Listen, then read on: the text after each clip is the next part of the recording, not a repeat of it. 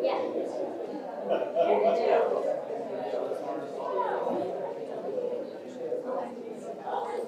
guys, we're gonna get started here. I'm Nancy Burwood. If I have not met any of you, I'm the founder of First Take, and I'm excited about today because we've never done anything like this. This has been a big experiment, and at First Take, we're really passionate about helping equip actors and giving them all the tools that they need for success. And so I thought it would be a really exciting opportunity to invite one of my longest, dearest friends, who's a legendary casting director. This is Victoria Burrows, who's going to be with us today.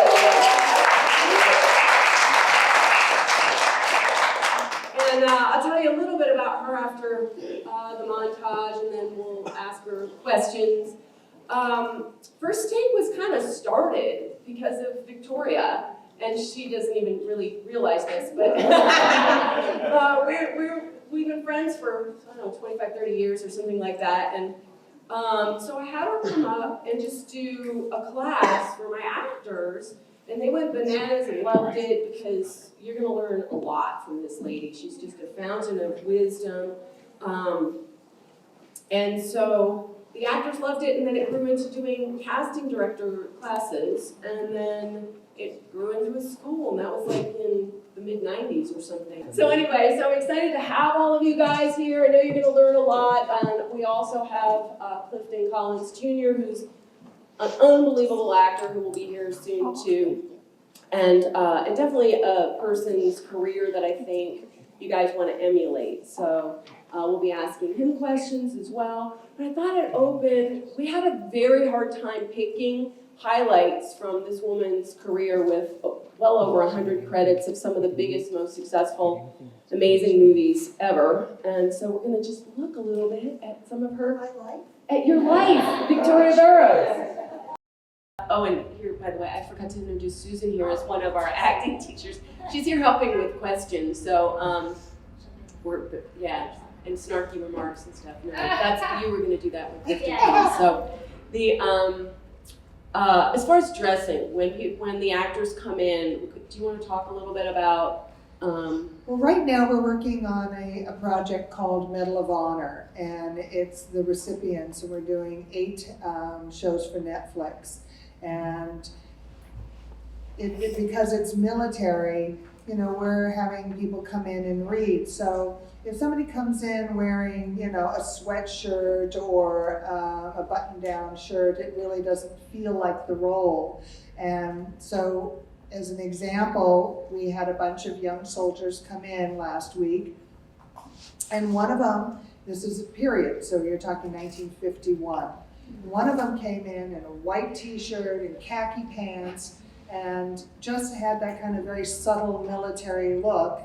And he got the role because the producers and directors got that visual of him doing the scene. We advocate for actors to use the space in our room instead of being just a talking head, because talking heads, you don't get a sense of what's going on in the material.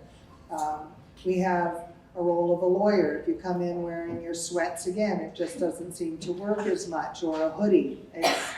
You know, we had one of the guys, oddly enough, it was a name actor, come in a hoodie, and it was like, oh, yikes. So it really does help, and I think it helps put you guys in the mood of the character as well when you dress for the roles. But costumes, what? Don't go. Yeah, like I said, don't go to Western costume. Don't go out, like, if you're coming in for a doctor, don't go out and put the stethoscope on. You don't need that. But a white jacket or shirt helps that. Don't wear stripes. Stripes are really awful on camera. And as far as auditioning, I really recommend that an actor have a chair there and standing space. So depending on what your scene is, you give yourself a 1-2 walk-in or movement prior to getting started with the scene.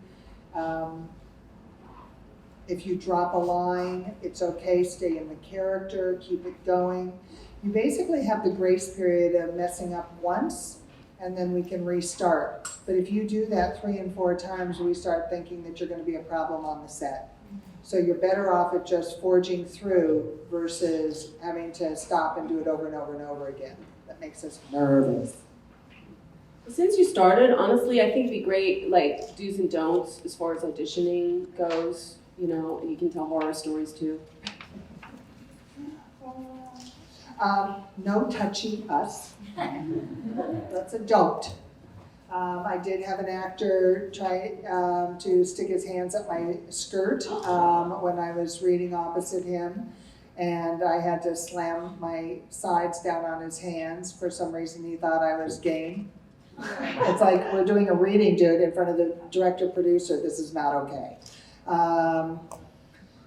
And kissing us is not okay. I did have one guy say, "Can I kiss you in the scene?" It was like, no. I did have a guy pick me up and throw me against a wall. That's a no-no. And I think most casting directors have, said don't do that. Also, I would not recommend coming in and shaking our hand unless we unless we extend our hand for you.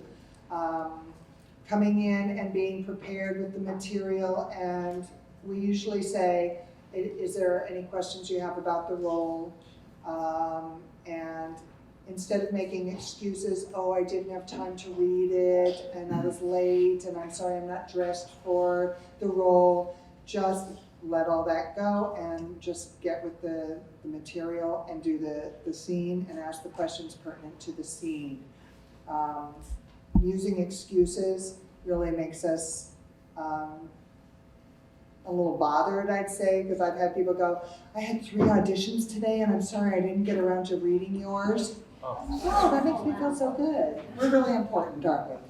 I know it's innocent, kind of saying, oh, I'm really busy, but it doesn't sound good. Let's see. An irritant for us in some cases is there's been some actors that have said, okay, you have to have the camera over here and you have to do this, that. Make it a question. Don't just take charge and do that to us. We like to be asked and included in the process. And so that's like as far as like blocking to say, how is it okay if I do this? Yes. Or that makes us feel better about it. Let's see. I wouldn't do a lot of props. Sometimes, lighting a cigarette, you guys I'm sure have been told don't bring a real gun unless, well, I've had some actors bring a gun and show that it's empty. Instead of don't bring knives. Yeah, the weapons are not fun. One guy had a bomb, like a mock bomb, and he was so realistic with it that the producers thought he was crazy and so stopped the scene. He did not get the job because that was just a little too much. Best to try and get the material up front. And for us, we feel that it best serves you to be off book. Having the sides near you is important, or if you can roll them up and hold on to them, and if you drop it, if it's a security, that's okay. But we have found recently that actors that have the sides in their hand will end up putting it in front of the camera with the use of their hands. And we'd rather you just be off book, especially small scenes. Like we had a three-line father last week, and we had guys coming in looking like farmers wearing overalls, and they just made it very simple, and they didn't have the sides on them. If it's a lead role, there again, you're going to have a lot of material, but if this means $25,000, $50,000 to you, wouldn't it be worth getting off book and knowing the material? Yeah. So more and more, even though it's okay to have the sides with you, we're recommending, do the role and bring your A game in. And here's the thing, you guys are choosing acting, so this is your job. And if you're gonna do a job, why not do it to the best of your ability? So that means thorough. And that's what we love to see, because if somebody excites us, every time an actor comes into our office, we're rooting for you. It's not like we're going, okay, let's prove it. It's, we want you to give us that aha moment where you go, I can't wait to show our director and producer this reading. Now, it wasn't the way it was written necessarily, but they put a tilt on it, which was their tilt, and it was exciting. And that takes me to an experience on Flight, which is the Denzel Washington movie. There was a role of a cancer patient, and he was written as an 18-year-old. And our lawyer at the time was a white guy. Denzel then requested it to be African American, and that's how we ended up casting. But an actor by the name of James Badge Dale came in, and he read for the lawyer, and which is a lead role. And then he said, Victoria, do you mind if I read the cancer patient? I'm like, James, that's like a day role, you know, like scale. Yeah, and he's like, I know, I really feel I need to show you the cancer patient. I'm like, okay. So he did it, and that was our aha moment. And it was when I went to Bob Zemeckis and we did our film fest, I said, I've got to show you this. I know it's written 18, but this guy put his own spin on this role, and we have to show you. And he cast him. He was also one of the leads of 13 Hours. He was also in The Walk. He ended up playing one of our roles in that as a favor. He's been starring in movies, but to date, he loved doing that role because it was a personal connection, and he owned it.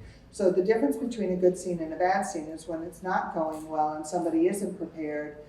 That cancer patient was a 6-minute scene, and when it was done well and memorized, it was a 3-minute scene. Because you can see somebody reaching, you know, and struggling if they don't, you know, put their all into it. So, and once you're in it, then you get to just, you have freedom and room. Don't you find that with the actors when they're just going for it? And it's bringing more than what's on the page, we call it. So. We talk about the magic as far as like when people are really specific with their imagination work, where it pops and you're not acting, you know, you're just in it, you're in the zone, And I recommend ad-libbing as well. You know, if your character needs a tag on the end or you want to say something, I encourage that. I know that there are some projects that say, oh, you can't change the words. Maybe that's a Ryan Murphy series. TV is different. In some cases, like we're still with our series now, with the TV stuff, with the Netflix, we're allowing that too. You're just different in that way, though. No, I'm saying it's different? Not common. No. You allow a lot more creativity from the actors, than is common. So write down if you're auditioning for her. Well, the thing is the way I protect the actor in that situation is, hey, Cliff. Hi, Clifton Collins Jr.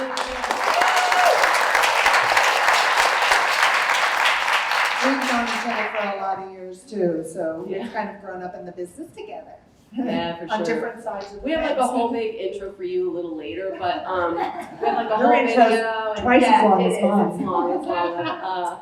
But since you're here early, the one thing that's exciting is when I met you in your early 20s or something, and you're just starting out. But here's the thing: is my cousin is also casting director, Mary just later. She says hi, by the way. And then But Victoria and Mary Jo had such a strong reaction to Clifton and his work, even from a young age, as far as his talent goes. So I've been telling my students that you're the person to follow, like what they want their careers to look like. No, because of the fact that dress like him too. That'd be a lot safer. But You have such a fearlessness and connection in your work that's amazing, and the variety of roles that you've done. So we're excited to be talking with you, and we're going to do a video in a little bit. We're just asking her about casting thing. Maybe you can weigh in on meeting when you met him and his early careers and his talent you saw early on, because you told me. You just try and get him on your show. Yeah, you hired him for a few things. Yeah. Way back in the day. Walker Ranger. Yeah. Yes. Ah. Walker, Texas Ranger. Remember the short guy? Chuck Norris. They showed that. Did you really? Oh my God. I was like, yeah, and the A-Team. What else? Yeah. Oh yeah, so we got a, Oh, I had a question. yeah. This is Susan. Are we sharing this? Yeah, we have to share this now. It's It's okay. We can share. So you were talking about how you, Victoria, that you were fighting for American actors for Lord of the Rings, right? Do you see a big difference between American actors and overseas actors, or what was your reasoning for fighting for more Americans for Lord of the Rings? My reason, just because I live here, I work here, and I wanted the actors to have an equal chance. But I will say that the European actors go through a much more intensive training. And I'm an advocate for training. I think for each person, it works in its own way. Obviously, there's different styles, but they really come out of heavy-duty training in Europe.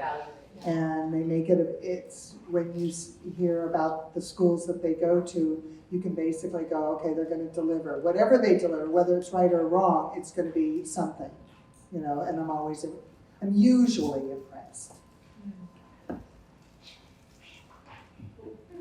You've been really great at, and appreciated when actors are creative in terms of promoting themselves. Can you talk about that? And then the contact story too is fun.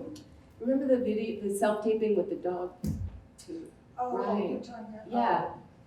Well, here, now that self-taping you do self-taping, right? I'm doing it right now.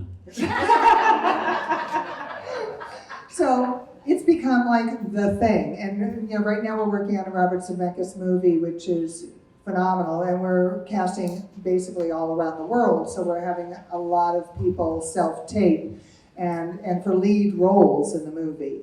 But earlier on, it was mostly you try to get the actor in the room, because Scott and I pride ourselves in really getting the actor to the place where the director's vision is. Because when left to your own resources, a lot of times the actor, there's so many interpretations that you can do, right? That you're not always sure, and you don't always get the message from the agent, what exactly we're looking for, so it can be hit or miss. But there was a director that we worked with that said, would you look out for my stepson? He'd like to do some acting, and his name is Max Martini. And I said, sure. So he was in New York, we were here, and so Walker, Texas Ranger came up, and so I said, hey Max, why don't you, self-tape yourself for this, da-da-da. So he did it, and it was really creative, he got the job. Wow, cool, okay, so now we're doing Contact. And I'm like thinking, oh, this red-haired guy, he's quirky, that's great. They want a quirky computer guy. So I call him up, I think, Max, why don't you do this again? He goes, sure. So he goes into the casting office first for us, hates his reading that he does in the casting office in New York, so he calls me and he says, I'd really like to do it by myself. And I said, okay. So he does a scene where he's smoking a cigarette and he's playing on his computer, and that's one scene, small scene. Then the other scene is still a small scene, one line. He takes it outside and he does the scene, throws it back at the person who's reading with him, and then steps in dog shit on the New York City street and goes, oh my God, I stepped in dog shit, and does that kind of walk on the tape, but left it there for us and sent it. And he said, you're just going to get a kick out of it. It was so impressive to Bob Zemeckis. He calls in Jodie Foster, says, this is the kid I want to hire. And Jodie loved it. It was just something that just brought more character to him, that he felt that he could use that creativity to the role when he was working with it. And that's how it goes, and I know that that's what you do when you're when you're tell meeting us your directors, secrets when on you're that. If you get an organic moment to have a beautiful just improv, you just run with it. Especially me. How long had Max been acting by then? I don't think that long. Oh, okay. Yeah, you just go through instincts like that. I've gotten a couple gigs just on the last minute little thing that happens like that. Because we had dinner with him, and he had said that he had been doing it for years and was going to quit. And so Stepping in dog shit. I'm wrong. No, because remember we went at. I did to Mr. Pacific And then Island we'll see Bank that. Martini. And then he was talking about how he was going to quit acting until you gave him that job. He was Every like, actor says they're going to quit acting. And then something always happens. It happens more than once. That's what you say. You tell It was yourself like every morning, I'm Soderbergh. gonna quit Soderbergh acting. retired. What? Soderbergh, how many times did he threaten to retire? He did retire for a little bit. Now Quentin Tarantino's retiring. I mean, Soderbergh won he was nominated for 2 Oscars for Best Director the same year. You're like, I'm not hacking it. You're like, what do you, it's like, I won. I'm winning, I'm gonna quit. You should quit when you're losing, right? It's weird. so any crazy audition stories for you, Clifton? Half my auditions are crazy. I imagine your God. work is amazing. I mean, you really are like, you're fearless. You're a risk taker. You see it in just this enormous scope of different roles that you do. We're gonna play a video of some of the stuff. It's mind blowing. Yeah, it's mind boggling. So yes, Is audition Transcendence stories. up there? I can't remember. She did the video, or Well, I can't remember. You know what? The type You have so much. Both of you guys have so much. It was hard to pick. Yeah. Yeah. So anyway, audition Really stories. long, so, yeah. You guys want a specific one? Yeah, sure. Well, you gotta ask me. Crazy audition Do you have stories. a specific audition? Crazy audition story. Was 187 an interesting audition? 187 was interesting because, thank you, because this is cream. That's right. Thank you so much. This will keep me awake. 187 is a really cool movie to see. It's one of the older movies, but it is so powerful. And it's, That was Kevin Reynolds, who directed like Waterworld and Robin Hood and was it Fandango? Yeah, he's directed quite a few. He did the Wyatt Earp series too, which is really good. That 6-part was really badass.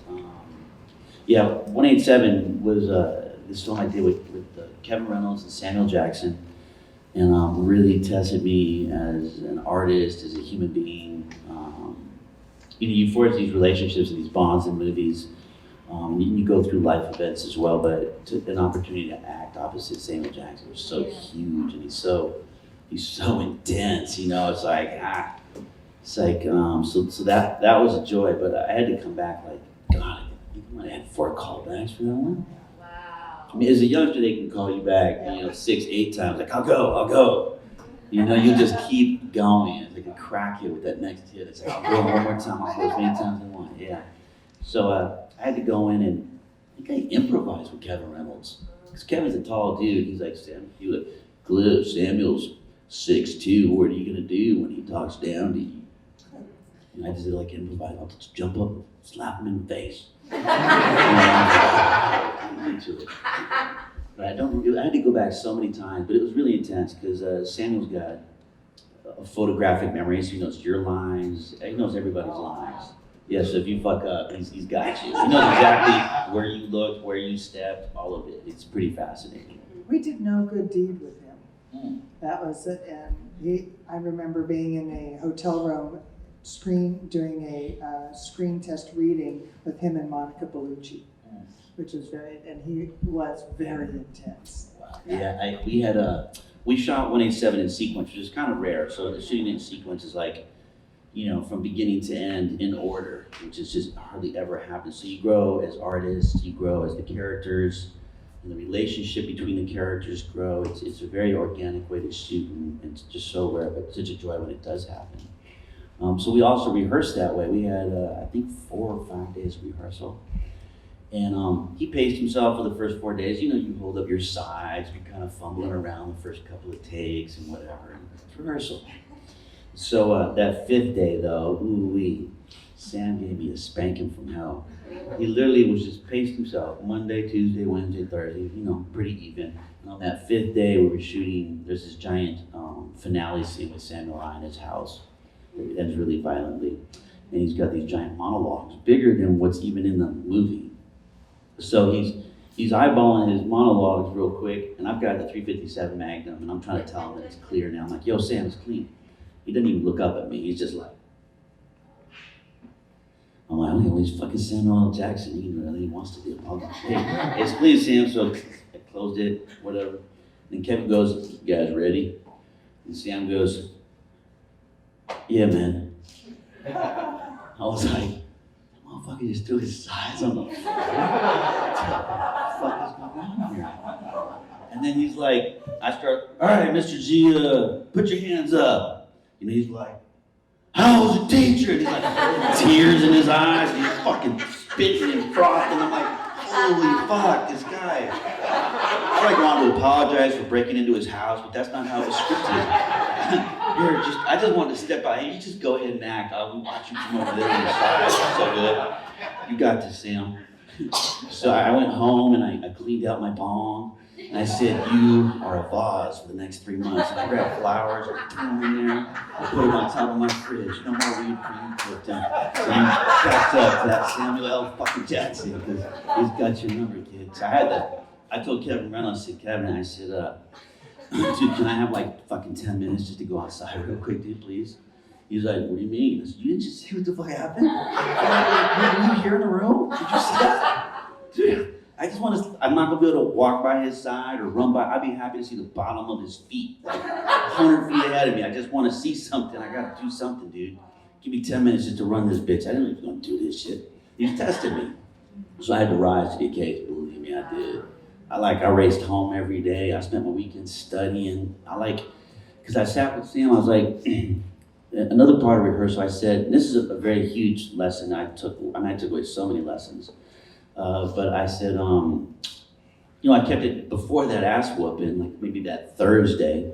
I said, hey, Sam, I said, I'm kind of keeping it kind of loose with the actions and my decisions and my choices. And I've got loose ideas, but I'm not nailing anything down. It's for a fucking rehearsal. But it's also Samuel, so you got to recognize that. So I'm sitting there and I'm kind of going through the scenes and I'm like, well, I like to keep a little spontaneous, Sam.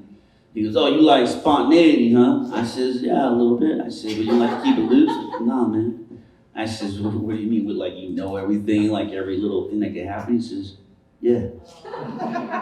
I was like, I'm like trying to run a couple things in my head. I'm like, yo, that's a lot of homework. And he said, yeah, man. I was like, holy fucking shit. So then you're literally running like 100 scenarios in your head. And I like to think that I'd run maybe, 20, like I can do it this way, that way, this way, that way, this way, and remember every little high and low note that you hit, and inflection, and if you're gonna rewrite some shit. But Sam literally just goes through the whole thing. So that's when I read, and that's where the exploration of characters, even for an audition, just delve into it and explore all these things. Sometimes, like when I remember doing Capote rehearsals, there's a point with Bennett Miller where he was like, wow, this is a lot of stuff here that I hadn't seen before. I'm like, this is all stuff I know I mostly don't want to use, but sometimes you learn what you want to do by knowing what you don't want to do. And I already got the part, so we know that shit is good. I'm carving away some of the fat, so I don't have to think about this stuff anymore, so I've already tried it. I have a question. Mm-hmm. I don't know where babies come from. When you go in for auditions, do you go in off book or do you have the material near you? I think, I know you're like my sister. I mean, forever, but I feel terrible even sharing this with you because you're like on the other side of the fence. Just between us. Right, we're not even in Vegas. You know the trick, Vic. It's like, God, all right. You get off book. Do your homework. Don't be lazy. Get the fuck off book. Just get off book. If you really care, you're gonna do it. Now here comes the other tricky part. Always keep the sides in your hand. Don't let them know you're off book. In fact, pretend like you barely even know the sides. You start acting as soon as you walk in. You don't know. You're just like, oh my God, are these the right sides? I pull it off. And they're like, oh wow, this asshole ain't prepared. You know, there's 10 other young kids out there, all at CAA, and this kid isn't. What am I gonna get for the little Mexican? Yeah, so I'd really start acting as soon as I walk in. And, you know, a lot of times, you know, the cast teachers will say, you gotta be on your A game. You can't get shook. When you're off book, and you know all these different ways to do it, and they don't know how prepared you are, you're just gonna blow them away. But here's one thing that I was saying that I'm dealing with recently, because some of the actors, when they have it in their hands, they're putting it in front of, you know, they're waving their hands around. That's and lack it's like, of experience, though. yeah. So there you go. Practice, not waving it, you know, like when he shoots the gun and it's the sides, like, use the other hand, you know? It helps to know. I mean, this is the day of selfies. How do you not know what the camera is? Okay. Oh, and when you do something, do it this way, not this way. I can't vouch for that. I can't vouch for any of that. It works so much better. Yeah. I'd love to hear, you know, it's funny because 187 was your first really big breakout role. And the thing that blew my mind, honestly, is that you, like, stole, like, you're acting against Samuel Jackson and you acted your ass off. And like, Traffic. It just, like, blew up all of those, yes. I mean, but See, that Traffic being, like, as well. the first big thing and how much you were just mesmerizing. I mean, you really were. Like, you went for it. It was just, so can we talk about the prep? Like, what some of that prep was? That prep, you know, before getting 187, I was trying to find ways to go deeper as an actor into my roles, and I was having a hard time. Like, I was having quite a few pilot seasons, and I was like, you know, down to me and one other guy, or me and two other guys, and I was like making the final stage, like you get it or you don't. But I kept like not getting it, and I kept going like, what the fuck is it? Like, how am I? And then I started preparing more, and I started exploring more, and I started trying. I just seriously committing time. Like, okay, I'm gonna start now. It's 4 o'clock, and I prep for like 6 hours. You know, and then the next day I'd prep another 4 hours. You know, and I'd go and I'd rock the fuck out of it. And I didn't get the part, but this one particular audition, I fucking slayed it. I mean, you can tell in the room. You can tell that it's a beautiful feeling when you. The only thing you have control of is what you do in that room. Even if it means rewriting a little bit or doing little tweaks or accents or stuff like that. So, you know, make it the best show that you can give. It's like, I always, you know, I think we talked about this yesterday, because I hate it when, I'm like, I was called for feedback, you know, I auditioned for this movie, hey, what'd they say, you know? Oh, they said you gave a good read. I said, a good read? Like, motherfucker, anybody can read. Like, I want to hear I gave a good performance. Like, I'm really going to prepare, and I'm going to attempt to dazzle you. Like, I'm going to not change that when the agents call me. Well, hey, some actors really don't give a fuck. You know, some actors are like, you know, oh, I gave a great read. Like, no. I love that. Honestly, I really, really love that, because I talk to my students all the time about, people think that what you guys do at your stage of a career is like you're winging it instead of preparing. And I remember I was hanging around with Martin Landau a lot when he was doing the Ed TV, and he was just playing the dad. It wasn't even that big of a part. He'd already won an Oscar. And that guy, for a month, after he got hired for it, a month, spent 8 hours a day prepping the role for a month. And I'm like, you already won an Oscar, right? This part in Ed TV, you're just playing the dad. It's not even that big of a part. 8 hours a day, he did homework. But he loves what he does. Yes. He And says it's like heroin to him. He's like acting, yeah. And the thing is, once you have some successes, then you're expected, you know, it's like it's like you're living up to something too, don't you think? I mean, it's constantly, it's a new goal, it's a new strive, and he's done a lot of diversity, you know, being a Latin actor, and then, you know, working at not playing Latin and just keeping the diversity. It's like your job gets more and more complicated and there's more moving parts the more work that you get and the more work that you do, which is exciting, but it becomes your 8-hour job, which we brought up earlier, this is your job. Yeah. Watching movies, and auditioning too. It's like, you gotta decide why you're doing it. Are you in it for like the glory or the fame? Because if you're in it for the glory, you're gonna wanna perform. Like I come from a family of entertainers, and I think a lot of us love to perform, especially in this day with the social medias. Like people seem to constantly be performing on some level, but why not take some great written material? I know it's not all well written, and stuff that's not well written is a challenge in of itself. I've got a show.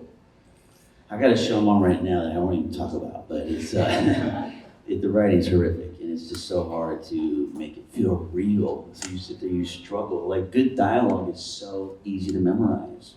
You know, like Westworld, it's like a delicious steak dinner. Yeah. You know, and it's really bad dialogue. You're like, and then you gotta like backpedal and be like, okay, well the guy that wrote this thought it was pretty fucking awesome. So let me put my little fucking head into his little smaller head. Make this shit sound real. Like Is a challenge. you're just a fucking puppet trying to like mentally, like you just imagine what it sounds like in his little fucking skull. That's what it sounds like. You just run it over and over and over so you can mechanically go through it. Because, you know, once you get through it, and these people are like, oh my God, it's fucking genius. Like, okay, man. Wow. Yeah, you make it sound like Well, it's low genius. standards, but Yeah. you can't buy into, you know, when they start saying, you're genius, you're this, you're that. Like, oh, Jesus. Maybe if I was in the 3rd grade. Well, you can make bad writing look amazing because of your acting. Yeah, I mean, no, it's the truth. Okay. Like, right, when you see, it's... But that's harder work. That's way harder work. It's like us doing the independent movies. It's harder work than doing the big movies where everybody wants to be in your movie, and then there's the little ones you're like, you know, and then it's tough. Yeah. So how do you approach that as far as making the words real on something when the writing sucks? Rehearsal. Rehearsal, and then I kind of get down to the simplest forms of storytelling. Like, what was this guy thinking? And just make it super simple. You know, you just have to just get down to the basics. And then if you got it, you just reverse engineer it and read the scene backwards and like, what are they trying to figure out here? And just, don't be surprised because sometimes you're not going to find out what they're trying to figure out because it's a stupid scene that should have been cut. You know, and sometimes that is the case too. Don't go in there and tell them they should have cut it, but it might be out of the job. That might be your only scene. So then you can make it all you can. So you built your career, you kind of, we were starting the thing, we didn't even do we'll do the video after the break, but where it's really changed and evolved over the years. Victoria, yeah. A question, you know, when you go in, because I said dress in the vein of the role, don't you do that too? Well, for sure. Anything you do, right? Yeah. I mean, obviously, if I was supposed to be like a knight in a Camelot movie, I wouldn't show up in any kind of armor. But that aside, though, yeah, it's fun too. That's part of the fun. It's like, Jesus, just like It helps the character. helps the character. It helps to get lost. You're already. It shows that you're that much more committed. Yeah. I remember auditioning for Tigerland, and all these roles were so coveted. Yeah, Mally Finn, rest in peace, who had an eye for talent. I mean, she discovered Colin Farrell. She discovered a lot of people, and gave me a break. This was like I was still carrying my grandfather's last name, Gonzalez. So it was Clifton. So nice they named him twice. It was like the casting directors, you know, it's like, oh, what's your background, Clifton? Mexican? So I wouldn't get a shot at, you know, any of the white roles just because of what they heard. It's like, judge me by my talent, not by my background. I mean, truth to it, I'm like half German, half Mexican, part Apache. Like, that would be tough. I'd never work if my character needed to be that. You know what I mean? But she gave me a chance to play this amazing Southern role, and I auditioned for it. And I remember going and dressed in military gear, and I saw the usual suspects like Eric Dane from Grey's Anatomy, Balthazar Getty, and David Arquette, all the usual suspects of back in the day when I'd go in there. And they'd be like, oh, hey, Gonzalez, God, what, dressed in army clothes? And I'm like, yeah, I'm auditioning for an army movie. It's kind of like Halloween, but instead of candy, I might get a role. And directed by Joel Schumacher. What are you reading for? Yeah, same thing. Oh, okay. Jeans. Cool, all right. So I go down and sit down. Oh, this is a dirty trick. God, I can't believe I'm sharing this. I'd sit down. This is after that conversation. I take my seat. There's like 10, 12 of the guys. I grab my script and I let it drop flat, so it goes splat. Makes that echo. Everybody's got their script open. They're like sweaty bullets right now. And I'm like kicking back in my army gear.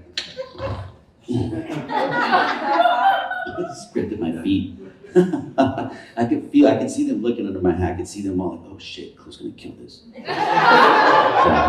needless to say, I did. So funny. Ooh, I dressed like a pirate for dodgeball. That was fun. Sure did. Yeah, that was like, I just wanted to be an asshole in public, dressed like a pirate.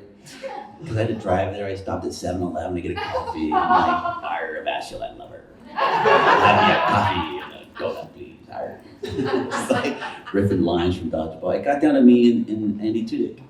And Andy, we're two completely different ways. Yeah, he's Andy Tudyk is a redhead and blonde, redhead, Yeah. super talented. He's hilarious. Great actor, amazing actor. We were both fanboying out on each other. Actually, he was on me. I had a little more work at that time. So how did you orchestrate your career to change from like the Hispanic stuff at the beginning where it was more stereotype, right? Because that was we have even a video of your grandfather. So Clifton is like Hollywood royalty. His grandfather was a phenomenal actor, Pedro Gonzalez, who got to see, he was in all the John Wayne movies. This guy also stole scenes when he was acting. Like he would be opposite, people and just steal the show. Smart, funny, danced, all kinds of things. And so that's why you changed your name to honor your grandfather early in your career, which was amazing. And Well, you got also to see your success. he played a big part in raising me too. Well, my dad was an alcoholic, and pretty much left my family and my sister when I was like 4. So my grandfather played a big part. My grandfather and my grandmother. So that also had a huge part to do with it too. My dad was like, I can't believe you were going by Gonzalez. I'm like, well, one, he's the actor in the family, so that kind of makes a little sense. And then 2, kind of raised me, And your grandmother's still around, right? Uh-huh, yep. Yeah, 89. Yeah, And yeah. his I saw on sister your sister's, Veronica, an Emmy award-winning casting director. Yeah, that bitch. I love her. has she not given you a role yet? Yeah, I met JJ through her. She's the one that taught me into doing television. 'Cause I was like a snooty, younger, But wait a minute, you did Walker, Texas Ranger with me. I was hard up for cash. Not gonna lie. Needed to work. Look, in the younger days, you gotta take what Yeah, you can. you do. I mean, Yeah, so why don't you talk about your starting and some of the struggles and doing the smaller parts, and then how did you strategize for, you're just so hungry then. You're like constantly studying and researching and going to workshops or reading acting books or studying actors you admire, both male and female, and you just go after it. You network, you stay social in that acting circle, you do all that stuff and you get to hear what's going on, what's not going on, and you just get what you can. You go for it, you try to do your own shit. I'm still doing my own stuff, but even back in the day, I think about, John Seda, John Ortiz, Alexis Cruz, Jacob Vargas, Isai Morales. Yeah, we were all just trying to figure it out and do stuff. Isai was the one that was older and working all the time. Him and Benicio, obviously. Just stay hungry, stay passionate. Because if you go after a role because you're passionate about it, and it's not just by the numbers kind of, if you can find something within your own understanding of this character to really identify with on a deep level, you can put some passion to it. And when you got passion, you create all day long. Another question. I know I'm taking over here. But agent, how did you get your first agent? My first agent, my grandfather was friends with Mary Grady. Do you remember Mary Grady? Yes, MGA. Yeah. So that's how. So he was like, it's a super tiny agent. And but I had to wait like 6 months. I was like, wow, this would be a big deal. I was a kid. I didn't know better. Yeah, she was known as a youth agent. Yeah. I was a kid. Yeah. Bob Preston? Was that your guy? No, it was Mary. It was Mary. Oh, you're lucky. So, and the agency process, which you guys are all dealing with, is, you know, something that putting together a presentation that sells you to where they can see a variety of ways that you can act. And it used to be you had to do, you know, work. So it was catch-22. How do you make a demo if you don't have the work, and blah, blah, blah. Nowadays, what you can do is you can audition for something, put yourself on tape, and you can use that in your demo work on Breakdown Services. And I'm seeing it a lot now.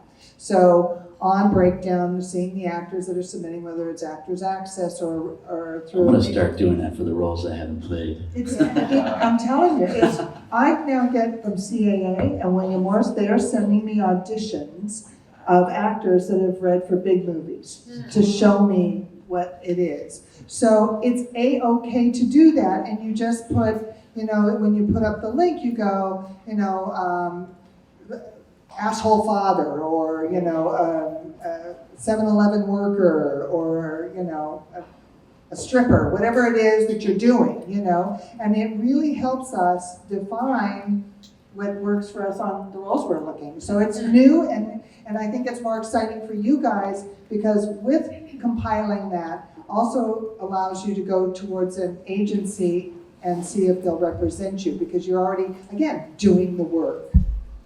Here's a scene of me acting when I auditioned for a Rebel Without a Cause.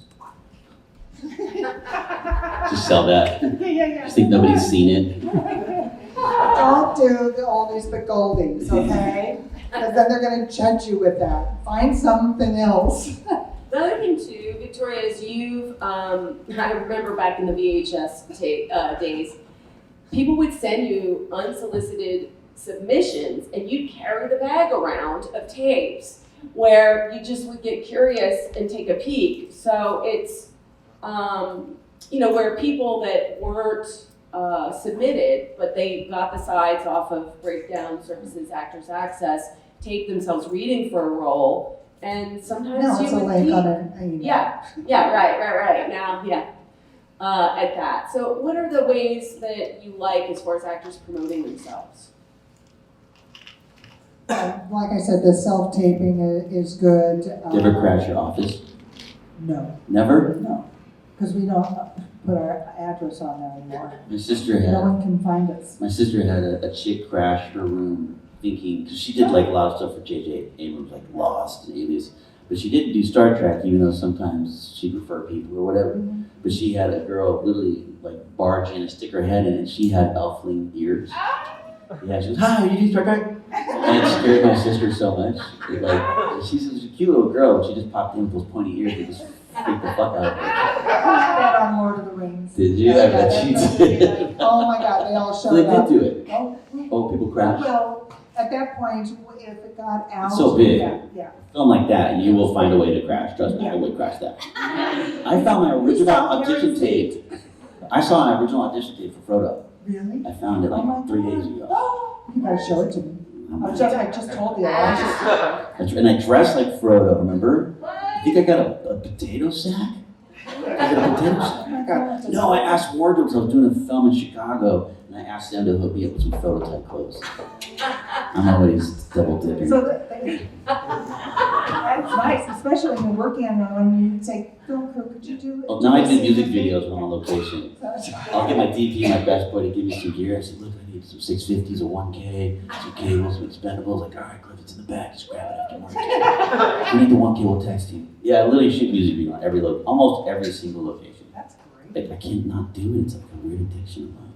One of the funny Lord of the Rings that was like a big no-no is, and again, this took too much, but there was an actor that felt that he was Aragorn, and he is an ethnic actor, and there were no ethnic actors in that. So we said, he goes, well, I got a tour of Weta, so I think I should be able to read for Peter. And it's like, well, no, it's not gonna happen. And so, well, he really wants to self-tape. I'm like, okay, well, here's the scene. Peter wrote it specifically for Aragorn.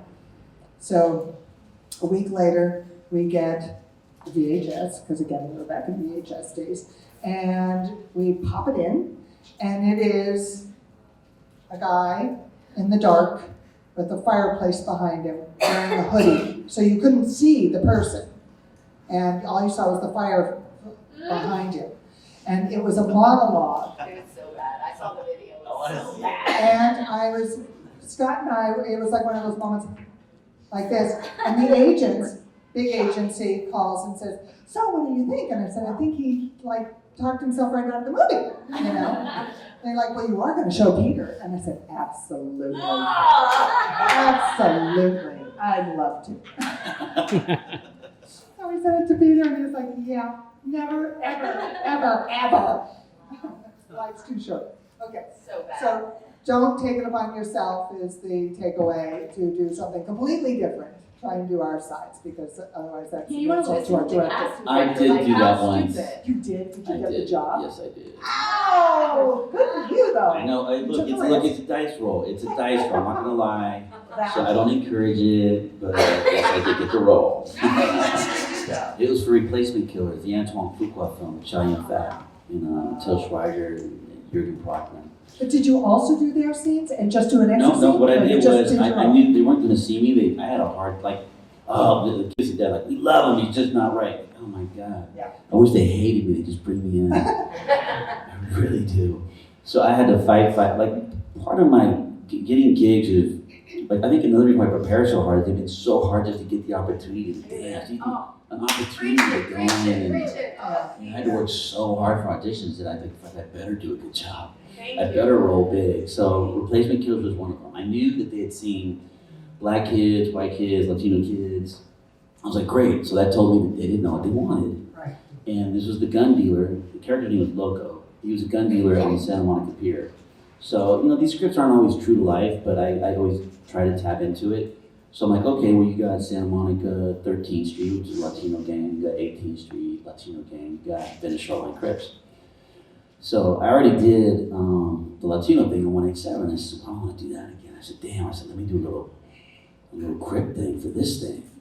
So my manager, Danielle Allman at the time, was like, all right, I got you a pre-read with, I think it was Karen, her name was. I said, a pre-read? I said, this white girl ain't gonna stand a goddamn thing that I say, because I'm gonna ebonicize the fuck out of this. I gotta make a Crip talk. So I called one of my A-Trade gangster homies that I had since I was like 15 years old. I went through all my dialogue. And coincidentally, I did this recently for a small town crime, a film that just premiered at South by Southwest with John Hunts. Oh, very Yeah, and I got great reviews. So literally I went through every single one with the same dude. And I put pictures up on Instagram, you can see them. In any case, I told my manager, no, I can't do a pre-read because she's not gonna understand what the fuck I'm saying. Antoine Fuqua, being a black director, doesn't mean he's gonna 100% understand, but there's a better chance. So she's like, well, you're not rewriting it, are you? I said, it's none of your business, just get me to Antoine. You better not rewrite this, Clifton, because sometimes I get in trouble, and sometimes I get the role. You gotta finesse it, you gotta sell that shit. When you sell it, your money, you're good. So she says, you better not rewrite this, I worked so hard for this meeting. I was like, don't worry about it, just give me to Antoine. So she got me to Antoine. She's like, I got you your meeting, don't rewrite it, goodbye, I'm prepping. I hung up on her.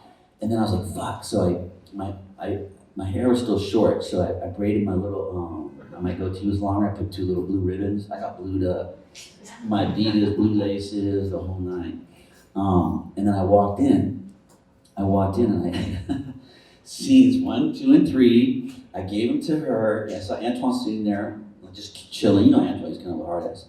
So she goes, here are your sides. She goes, oh, I've got sides. I said, yeah, you gotta go off of these. And I kept my dialogue limited, because, it was hood talk. I didn't want, I can't walk in speaking like this and then suddenly start shucking and jiving with her. She's like, stop acting.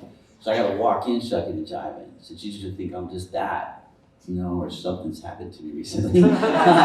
So she goes, I've got my sister, you have to go off. She made some changes. I said, they don't really concern you. The scenes are numbered individually, 1, 2, 3. Your cues are highlighted. Ready? Let's go.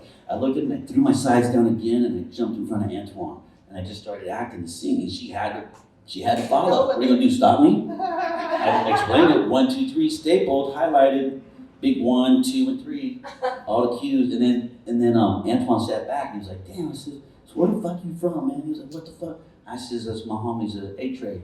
He was 83rd Street Gangster Crib. I said, yeah, because my homie's an A-Tray. I said, what? And he said, yeah, man, it's Monster Cody Scott. Because he had the rights to Monster Cody's book, who also was an A-Tray Crib. So it was just a match made in heaven. So then we just started talking and she didn't have a clue what we were saying. It was like we were speaking French. She was just like, real quiet, had nothing to say. Didn't understand, but I got it. Yeah. That's She's risky, it's probably risky. very happy, yeah, that's not the norm. And then they paid for cornrows. That cost me like $1,800. My whole look, I got ideas. I grew out my fingernails to be real pimpy. Took me like a month and a half to grow out my nails.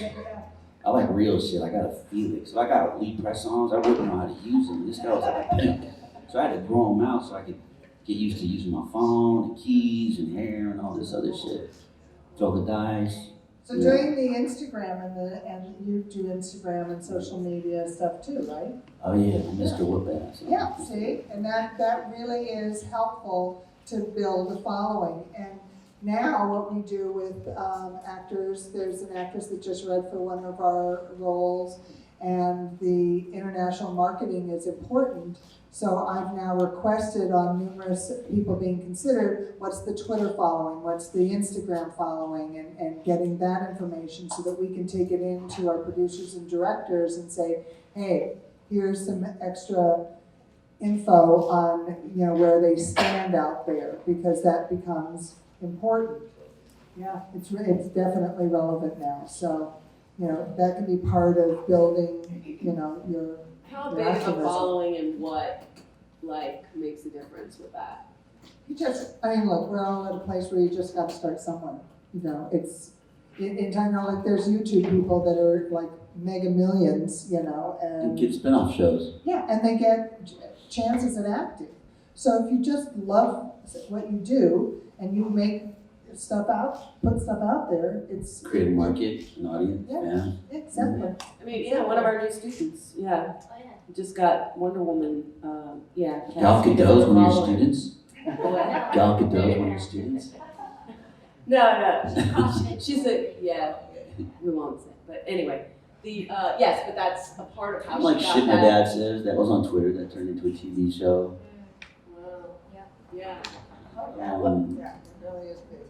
I want to go back a little bit to the whole thing of walking in character. So, because how is that for you? Because I think that's a good point. You lose, especially when it's something so different, that it helps people to believe, right? As opposed to, oh, I'm just faking it. How do you feel about that in casting? Well, let's say for us right now, with we're doing on the Women of Marwin, there's accented roles. So somebody coming in with the accent, even if they're not accented, is helpful because it puts us in the frame of mind to go to take the ride with the scene and the actor. So I'm all pro that. I know, again, different offices work differently, and some would like to know before going in. I've said in the past, look, if you want to go in character and it's producer-director reading, I want to tell the producer and director, don't chap them up. Let them come in and just rock and roll. Because they'll break your mood, and so you want to be informed. So, But also, there's a nice way to interrupt that too, which I did on Tigerland. Well, because I had to be a Southern boy. yeah, so you're in Southern, right? Well, I sat down with a badass vocal coach, Robert Eastman, who did the original voiceover of my grandfather's very first film called I Am Mighty. He looked like Uncle Jesse from Dukes of Hazzard. He's like 1,000. He did Forrest Whitaker's King of Scotland. Oh. Yeah, it's crazy. So I sat with him. I spent like $125 or whatever it was at that time to do all my dialogue for the audition. I spent money for the audition. Yeah. But you walked in. I walked speaking in. Southern. Well, I walked in and I kept. Joel wanted to talk to me a little bit, and I said, I kept my eyes away from looking at his eyes. It's kind of like, almost like a prize fighter or something. Like, if, Sending a message. like, if you're not going to make eye contact, they're going to know that you're in another place. Yep. And they're going to respect that, if they're especially real directors. And then I says, I think he tried to talk to me, and I said, I went to Mally, I think, Mally finished. I said, Mally, can we just continue to read? He said, oh, Clifton's ready, just go ahead. He's like, please. See, he came to us though. You asked the casting director to? Yeah. So that's, we can be advocates going in if you need something, it's just, sometimes when we're surprised, it throws everybody off. So, use us as your ally if there's something needed, but do it in a question, not a demand. And also, I'll even say, I'd love to talk afterwards, if we can just continue the reading. Yep.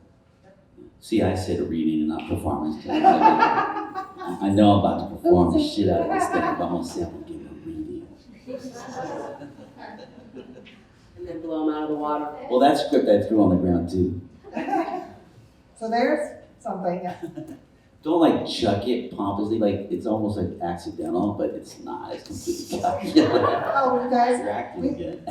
this brings, when you were talking about the 1, 2, 3 scene, it reminded me of, again, we're reading for the Medal of Honor and the military stuff, and right now we're looking at soldier stuff. But we had 3 actors come in right in a row yesterday that we send the sides. So when we make up our sides, we pick the scenes, we circle the character that you read, and we number the pages. So if it's 3 pages, it's 1/3, 2/3, 3/3.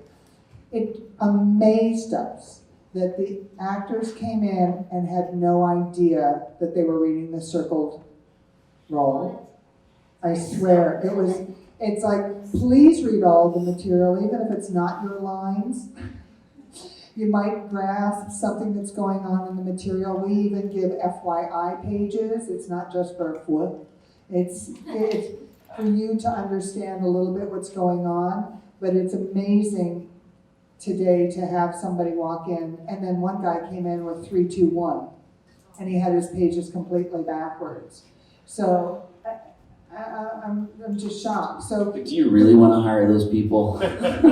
well, no, but If this they're is like this in audition, can you imagine them on set? yeah, right. So here's the That's thing, red an flag. agent sent them in, and so they're representing the agent, and the agent is representing them. So again, you want to make sure that you're in business with your representative and you guys are working together, because that could have been something the agent helped you understand, or you ask the question and say, hey, what am I doing? And do the ABCs. It's just, and sometimes it is confusing, but make sure that you're real clear and who you're meeting. It's real great to walk into an audition and somebody go, hi, who are you? Oh, I'm Victoria, I'm the casting director. Oh, it's like, you should know who you're reading with. Yeah, how can you not look that up today? To Yeah, me, it just right. boggles the mind. IMDb. You're is- reading for somebody of her caliber, Anybody, and you're not any prepared. It's casting just, director. I know, but especially for you and your office and what you've done, it's ridiculous. And Clifton, I love so much that you're here and really being clear about how much you prepare, because you guys, when you're reading, these are the people that are coming in. So, do you know what I'm saying? So Don't is be somebody's gonna nuts. be You a know what little I'm saying? hungry. Yeah. I was like, fuck, did I study This enough? is the people that are getting the job, so you have to play at that level, guys. You're not going to get those parts unless you put that kind of time and preparation and work into it and homework, yeah. I was on a panel with some actors actually it was kind of a church group thing, and I know, I was like, yeah, that's good. And there were black actors that were with us that were on Roots, and we were talking. It was so interesting to listen to one of the women say, I don't look at it as going out and auditioning. I look at it as an opportunity to do what I love in front of somebody. And she says it took the fear out of, sometimes that desperation and that nervousness. And she goes, I love what I do, so I get to do this with somebody. And I was like, that's a great outlook to change to, instead of going, I've got to go audition, I don't know if they're going to like me, but and all those questions that you go through. You're the best you can be, and in the room, we're rooting for you. And if you think of it that way, then it's like, hey, this is a great opportunity. And you walk away and go, now it's, who knows what the director wants. He could want so many different things, and anything can happen. And we are constantly surprised, and the director changes his mind. So don't take it personally. It's just there's so many moving parts always with the project. But if you make a good impression, which is when you do your homework and you do the rehearsal and you make a good impression, we're going to remember that much more, and you'll be back. Whereas if you do a bad audition, and you won't be back. And it's at least 5 years that you won't be back. It's that long. I wish you would have told me that years ago. I might have changed my game plan. This is kind of just adding to, this is why I brought Transcendence up. And this is something I had auditioned for. In any case, I play this character who is the first person. Johnny Depp has to go to like this weird land in computer world. I used to know all the technical terms. I do not obviously now know them. So he's able to like Bluetooth into me, and this is like an operation that he's running, and he wants to speak to his wife. And I'm there like tending to all his businesses and stuff, and I got like this superhuman strength.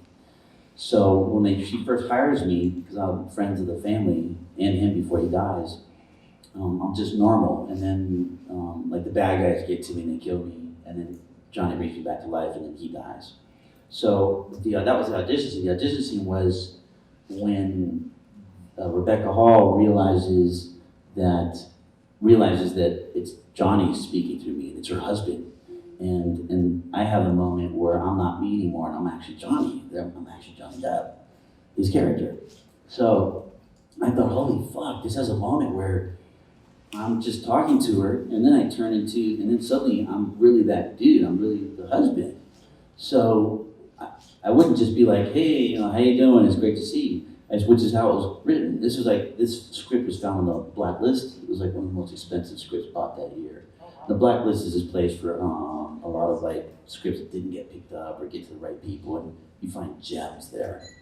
In any case, I'm like, if this was, and this took like, I'm at a point now where I can read a scene and think about, ooh, something's missing here, or this is where I get the audition, this is where I get the gig, and I blow them away, or this is where I change this. And this was one of those scenes, but it was a big risk. I think about like even something that's not romantic, like if I were to hear my grandfather's voice through a person, I'd be like, holy, you just start crying because you wouldn't believe it. That'd be the first thing, much less your wife that you were living with, and you've been through all this trauma.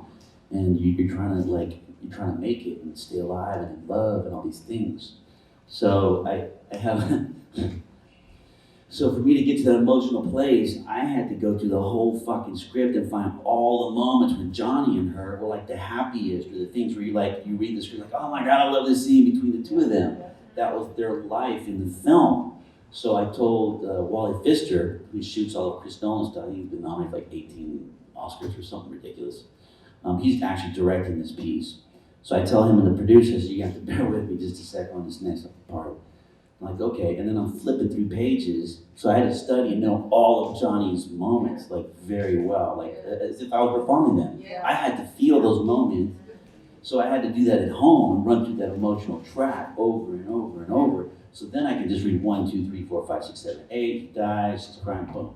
Then I do the scene, I bury that's the prep. I bury it and I jump to the regular dialogue, the faking, the Bluetooth, this, but then I see her and I have a moment where I just realize, holy fuck, I say something to her and she says something, and I realize it's really her. And then my eyes well, I started crying, I just started improvising.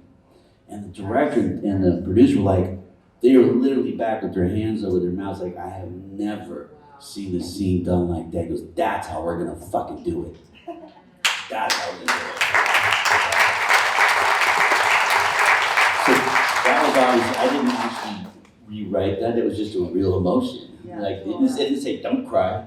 And generally when a scene says like, when it gives like that specific direction, he cries here or he winks or he does, I run like usually hard left. And I go the opposite direction or whatever that, because I know everybody's doing that. I mean, do some shit they're not doing.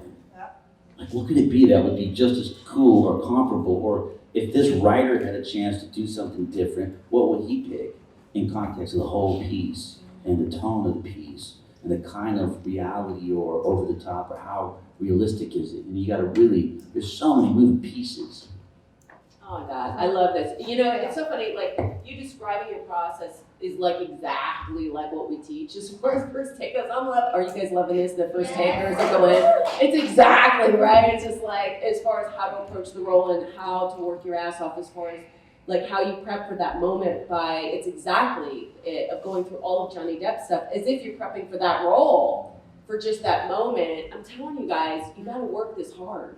I found my notes just like a few days ago.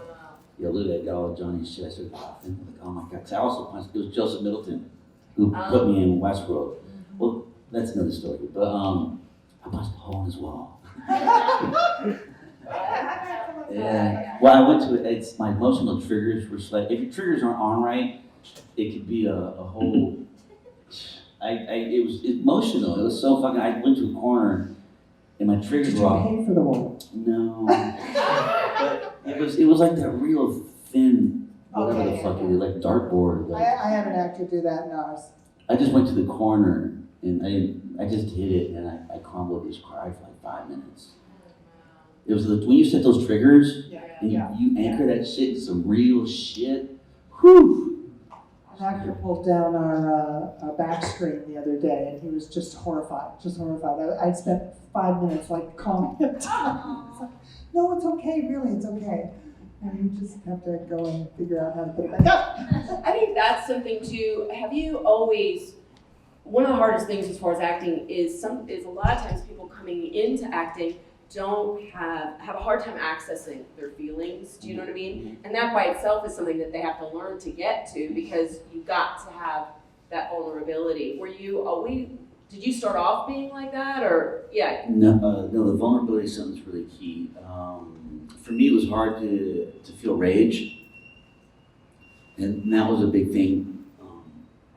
But 187 was such a huge film for me because it allowed me to really channel and vent my rage. You know, just as a child, as an unheard voice, as somebody that wanted to be recognized and respected, and you know what I mean. So when I was finally, I was scared of it. I was scared of that raw emotion and what it would do to me, what I would do to myself or things around me. I say things because I have a habit of breaking things. Doors, walls, my hand. I remembered our other show that we did too. Oh, what was it? Martial law. Oh, You were platinum blonde. Right, we saved Navarro. Yeah. That's right, yeah. And dude from Poison, lead singer from Poison. That was so hilarious. Where do we just go with We're that? having some flashbacks here. Oh yeah, so the rage. So a film like 187, prior to that, you know when you get so mad, you like laugh, or you get so scared, you laugh because you can't face that danger like head on, and 187 was that film that taught me how to do that. And once you do get a hold of that emotion and you can actually craft it on how you want it expressed and be in control of it, it's a rush, man. It's really beautiful. It's like driving really fast and very accurately. So it's liberating. And from that point forward, I started playing a bunch of troubled characters, Tigerland, Traffic, you know, because I was just having a field day with like this therapeutic characters that I was fucking getting killed and destroying and murdering people. And my therapist was like, well, you haven't needed therapy because you've had all these heavy characters. The only time you need therapy is when you audition for like Fast and Furious and you don't need any soul. You know, it's like, I'm trying to give my soul, and they're like, no, you're not cute enough. You know, it's like, my soul though. Star Trek was great. Star Trek was JJ called me. I heard rumors that he was talking about me playing the bad guy. They didn't wasn't sure if I was gonna be the main bad guy or the side guy or vice versa. And they said Eric Bana. Did you have to read it? He calls me. He's like, Clifton, it's JJ. Oh, JJ, what's up, man? He goes, dude, I don't know if you heard, but I'm doing Star Trek. Yeah, I heard, dude. Congratulations. How exciting for you. That's so great. And he goes, yeah, so listen, man, there's this great role of, this is kind of like a space pirate. We're not really sure exactly yet. It'll be Eric Bannon, you, and I'm not sure if you're like his subconscious or his psyche or his voice or, stuff like that. So, what do you think, man?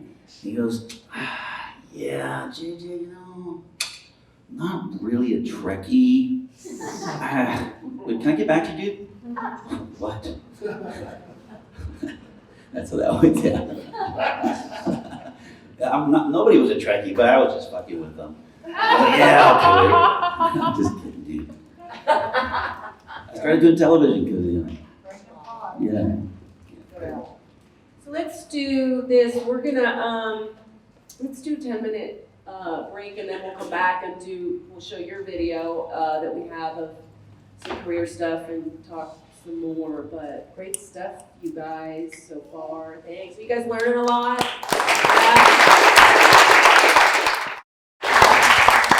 Takes my breath away. What you do? It's just this is just a little sampling, and do you see it's.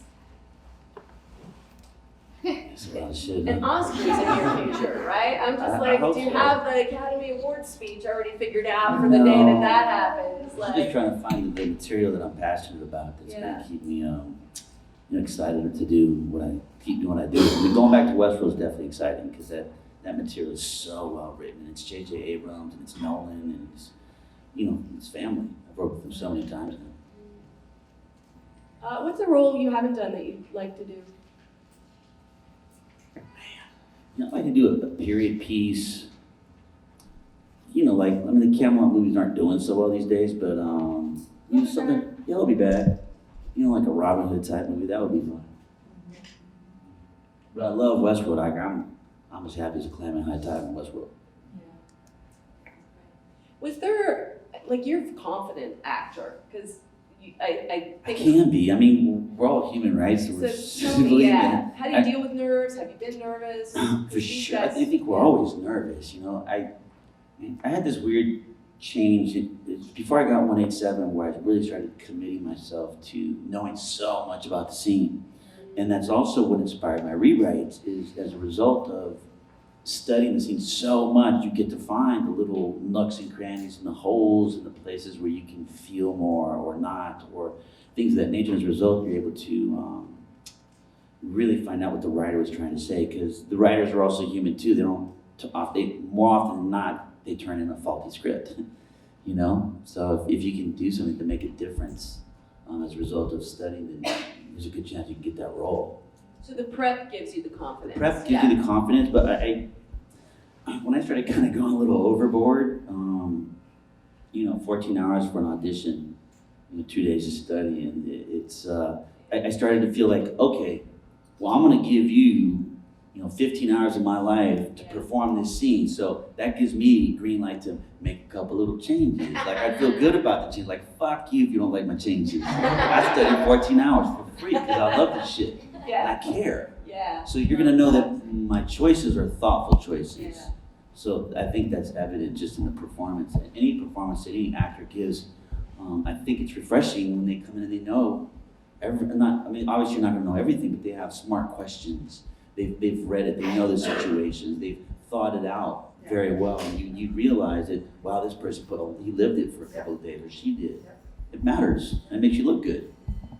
So Vic, in light of that, what are questions that suck versus questions that, you know what I mean, bad and good questions where people come in? Well, that question would be, what's the movie about? You've gotten it. You're Wilson, you're a ball, stupid.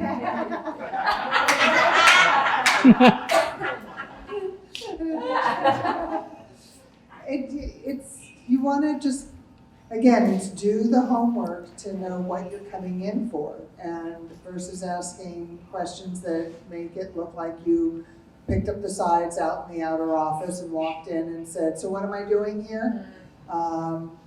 Which actually, I I so admire what you guys do because I did do an acting stint and I got a residual the other day for $14. Oh my God, yeah.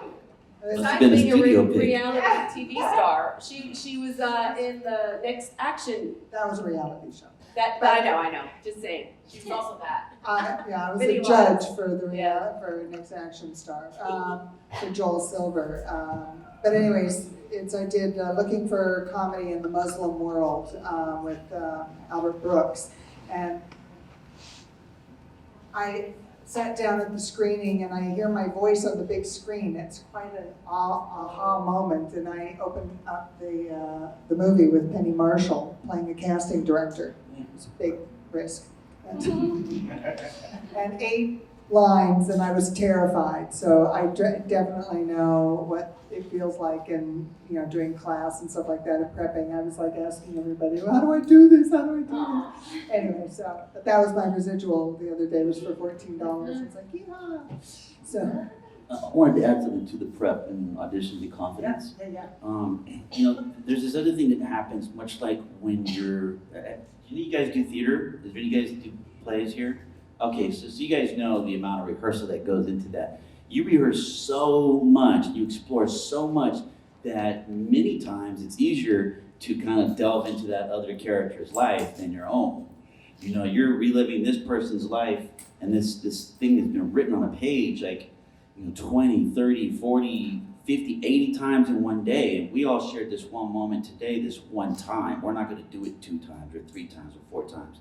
So it's so easy to almost hypnotize yourself. So if you do the research, you do the homework, and you're at home prepping this audition, when you get there to do that character, that scene, and bring that character to life, it makes it so much easier to just kind of black out everything else that's happening and get rid of that fear. Is it's this big compared to the 5 or 10 hours. If you studied intensely, shut your phone off, don't be bothered, really just delve in.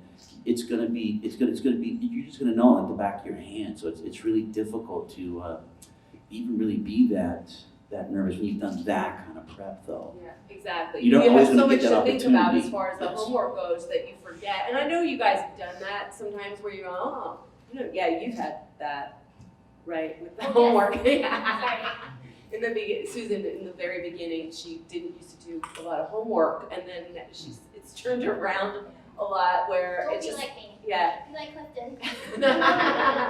And also something, we were doing a movie called Mars Needs Moms, and so that was kind of a unique character of a kind of a Martian.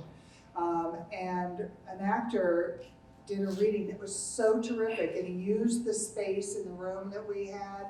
And I actually took him aside afterwards and I said, how did you know how to make this look so good? And he said, I taped myself doing the scene over and over and over again, working it out and basically creating his blocking, figuring by the time I got there, no matter what you threw at me, I'd be able to work it out, which is again, going through all that stuff. So setting it up, at home and staging it and working that way. And an interesting thing that's going on too is that a lot of times you won't have somebody to read opposite you when you self-tape.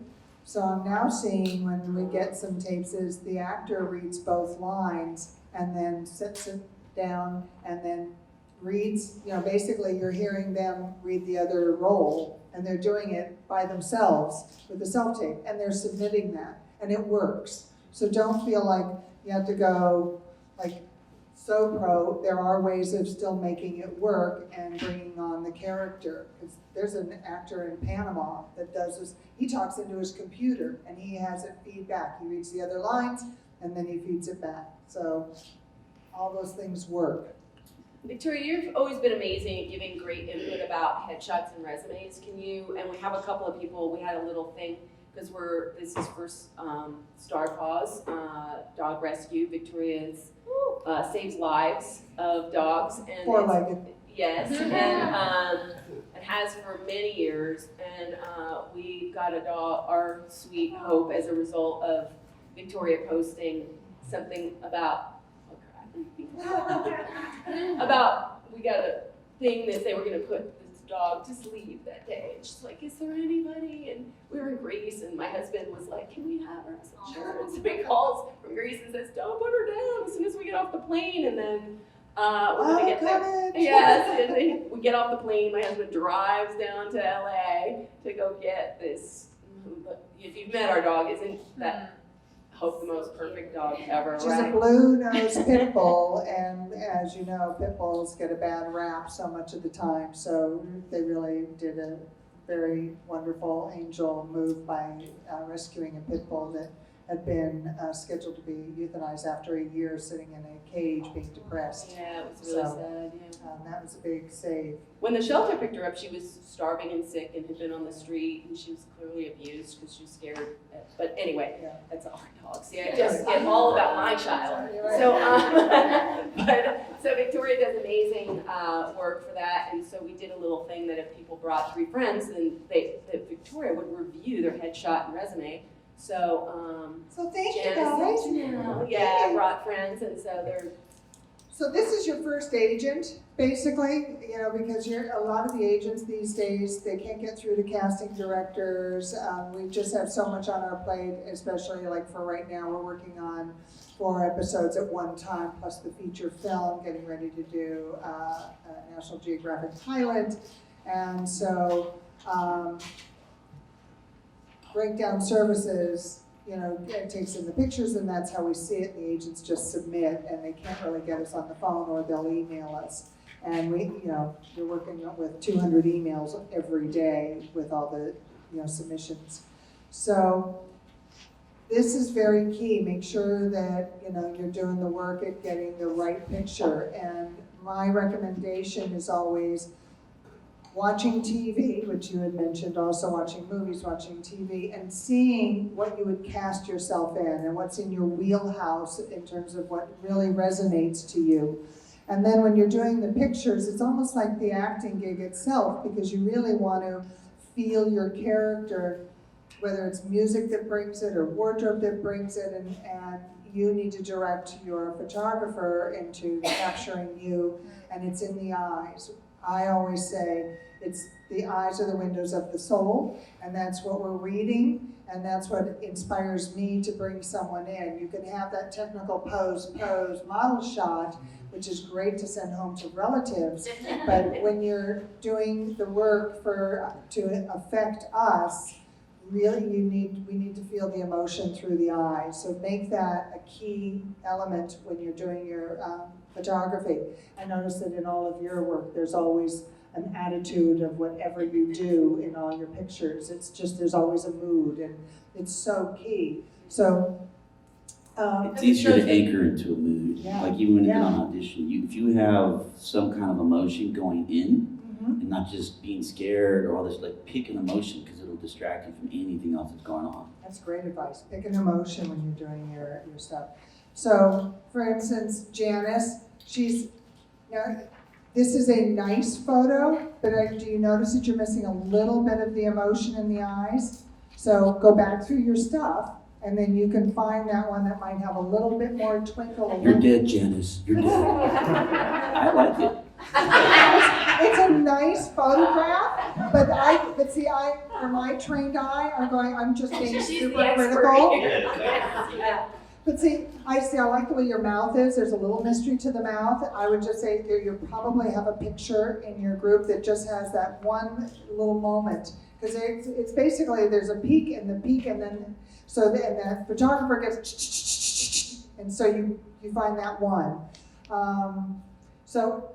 Here's for resumes. I always say, because there's those of us that I used to not wear glasses and have 20/20, and then I got to that age, and now I need them. So a little larger type is great.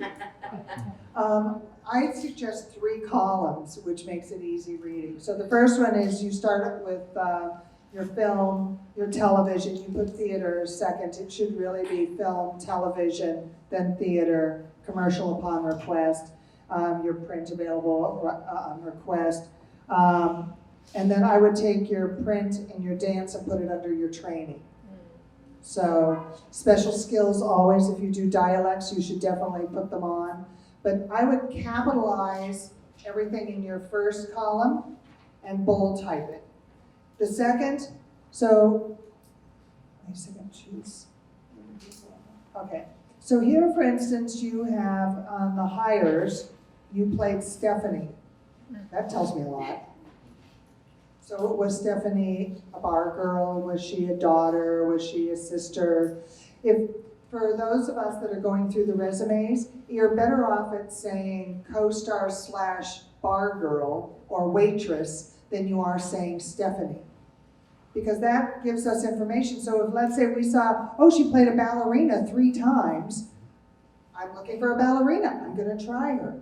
But when you're giving names to things, we are like, who cares? Also, so that's gonna be all the way down, and obviously in dance and stuff, and the training, you have the names of the people. But in your third column, the best thing to do is your director. If you work for a director over and over again, that's helpful. Versus C2 Productions. Who the heck is that? Or NBC. There's a lot of, So wouldn't you rather see Bob Zemeckis on your resume than, Image Movers, So it's more prestigious. And also if we see you've worked with the director over and over again, that helps us go, oh, somebody likes her. They like her. They really like her. I put my cousin down for 3 plays I never did. But I read the plays, and I knew the role, so if they asked me, I could say I played so-and-so. So I had my cards in the back. It's all I act, man. I love this resume. This brings back memories. When I was auditioning for Saving Private Ryan, I had special skills. I said bilingual, Spanish and English. But then the role that I wanted in the script that they said, nobody can get. I had to call a friend at CA, sneak me the script. I went in and I took a meeting for Tommy Upham. This guy spoke French, German, and English. I figured, wow, if I could do a role for Spielberg in a period piece, speaking French, German, and English, they'd say I could do anything. So I grabbed my fucking pen. I didn't even take the time to, this is me being lazy. This is a few times I've been lazy. I scratched out bilingual. And with a pen, I wrote try, and then I wrote German, because the character spoke more German than French. So he's like, oh my God, he goes, you're fluent in German? He says, how's that? I says, oh, my dad spoke German, but I'm a little rusty, so if it gets down to that, I'm thinking it never will, but I'm gonna try my best. Just get me the monologue so I could speak, so I could study a little early. Cut to my 5th callback. Spielberg wants to hear you speak German. That's be the monologue. So a giant fucking 14-sentence monologue on Valentine's Day weekend. It was a 3-day holiday, and I said, how am I going to learn this thing? I did. I learned it. My terrible agent at the time said she spoke it, but it was really terrible phonics. So I said, it's better than what I got now, which is nothing. So let me hear you phonetics, and I just recorded all of it. It was really thick and harsh, but it was something. So I worked on that. I rented, of course, a German doc, a good old-fashioned Hitler doc, and then Das Boot and Europa with Marco Haschneider, which was an Oscar for Best Foreign Film, amazing film. So, lucky to have it. Art imitates life, and I think you guys will experience that as you start to nail some roles. Like, whoa, that happened to me. There's some weird shit will happen. So my ex-girlfriend at the time tells me, she says, come my birthday party. I know you're studying and you never get out, but you need to take a break. I said, well, I need to return these movies, and right across the street from your pad. So I returned them, and then of course, I walk right into Marco Haschneider. Like at the door entrance, I don't even see Charlotte. Like Marco Haschneider, I'm friends with him, that's why I became friends with him. I said, Marco Haschneider, he goes, you rented my movie, Europa. I said, yeah, when you're doing Saving Private Ryan, everybody knew about it. I mean, Vin Diesel, everybody's talking, you get it on Saving Private Ryan, everybody's just trying to do it. And so sure enough, he's like, I will help you with your German. So I did. I still have the cassette tape. Oh, wow. He lived in Santa Monica off 3rd Street. I sat down. I did it once with him after studying it phonetically. So I had some loose lay of the land. And I did it once with him, then I did it, then he did it, then I did it. I said, Marco, money, let me take this tape. And I literally played it morning, noon, and night. Er muss besser aufpassen, so mag der da in 3 Gruppen, Hopenstischen, jede Gruppe 100 Meter Abstand, fahren eine halbe Meile rechts, Steinbrecher vermeidet dieses, sie ist vermiet. I mean, it goes on and on. It's, that's bad German, but somebody here will know what the fuck I'm saying. I know what I'm saying. James Badge Dale for the walk, he had to, be French and living in America in New York. And so I said to his manager, can Badge go on tape for this? And she goes, oh sure, he's been to France. He went for 3 days once. Okay, do it. So he sits in his truck, holds the phone this way, and actually tapes himself doing it, because he talked to a French person who gave him, I showed it to Bob. Bob starts laughing. He goes, is he really speaking French? And I was like, look, he's got a month to figure it out. Look what he did for you, And he said, oh, hire him. And that's how we got, but it was bastardized, and the woman was bad at French, so he had bad French. This was 3 days for me, and I literally had the monologue, and per usual, I just looked at it and threw it on the floor. And then just went for it, like, wow, when you said he spoke a little German, we didn't know he was fluent. My grandpa used to tell me this, he goes, Mijo, look, because my grandpa was a song and dance man, he did it all. And he couldn't read, because he started when he was 7. So he said, son, you don't have to know how to play every fucking song on the guitar. All you gotta know is one song, know it well. And even if you don't know that song, all you gotta know is the first few verses. Just play it really fucking well and just stop. Be like, hey, I'm tired. And like, there's some songs I know on the guitar, like I literally just know like the first 3 verses. Like the first 4 bars, like the times 3, that's it. Be like, oh, I'll play more. I'm like, nah, I gotta warm up. And I'll just put it down and I know they're paying attention, I'll pretend I'm not. So good. So bad. Definitely put your name at the top of the resume, more prominent than your agent or your manager, no offense. But I've seen it where the manager's name is up above the actor's name. You should be the top name, which you have there, so we're good. As far as email and phone number, you should say message, because you don't know what kind of crazy people they are. So, if that's your real cell number, you might want to get a Google number and then have it refer to your own personal number. That's what we do with our work number. And have your email be one, like it could be Janice Lorraine actor @gmail. So that way your work email goes to one thing and your private email is another.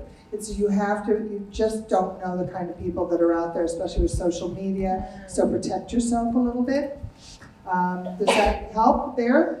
And then, so Missy, do I have, it does? Yeah. Oh, there we go. Janelle. So Janelle has a bunch of looks. So here's the thing that I would say if I were seeing this. Are all these on breakdown? Yeah. Okay. How many are on breakdown? 0. Not on breakdown. Okay.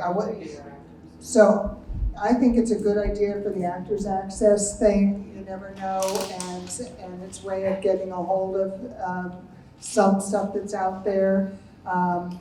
The danger of putting your pictures up is you don't want to put too many. You want to do the roles that you're good at, that you see yourself at, because I can tell you that many times I'll be interested in the picture that's submitted for the role. I'll click on your other pictures and be turned off and not click to see you. So it's a positive and it's a negative. So just be clear that all your pictures are really good and you're very proud of them. Here in this situation for these, and I don't know why I have all these, is that they're all similar versions of the same. So giving that variety to a casting director I wouldn't do. I'd be more apt to do 2 looks of ones that you like. So what I do like about all of these photos is your intention and your eyes are great. So it is very, very interesting. There's a mystery there. She's saying something. So all of them, I like them. You definitely have a thought. Now, I'm not seeing any comedic. So you see yourself as a dramatic and a period piece actress. There you go.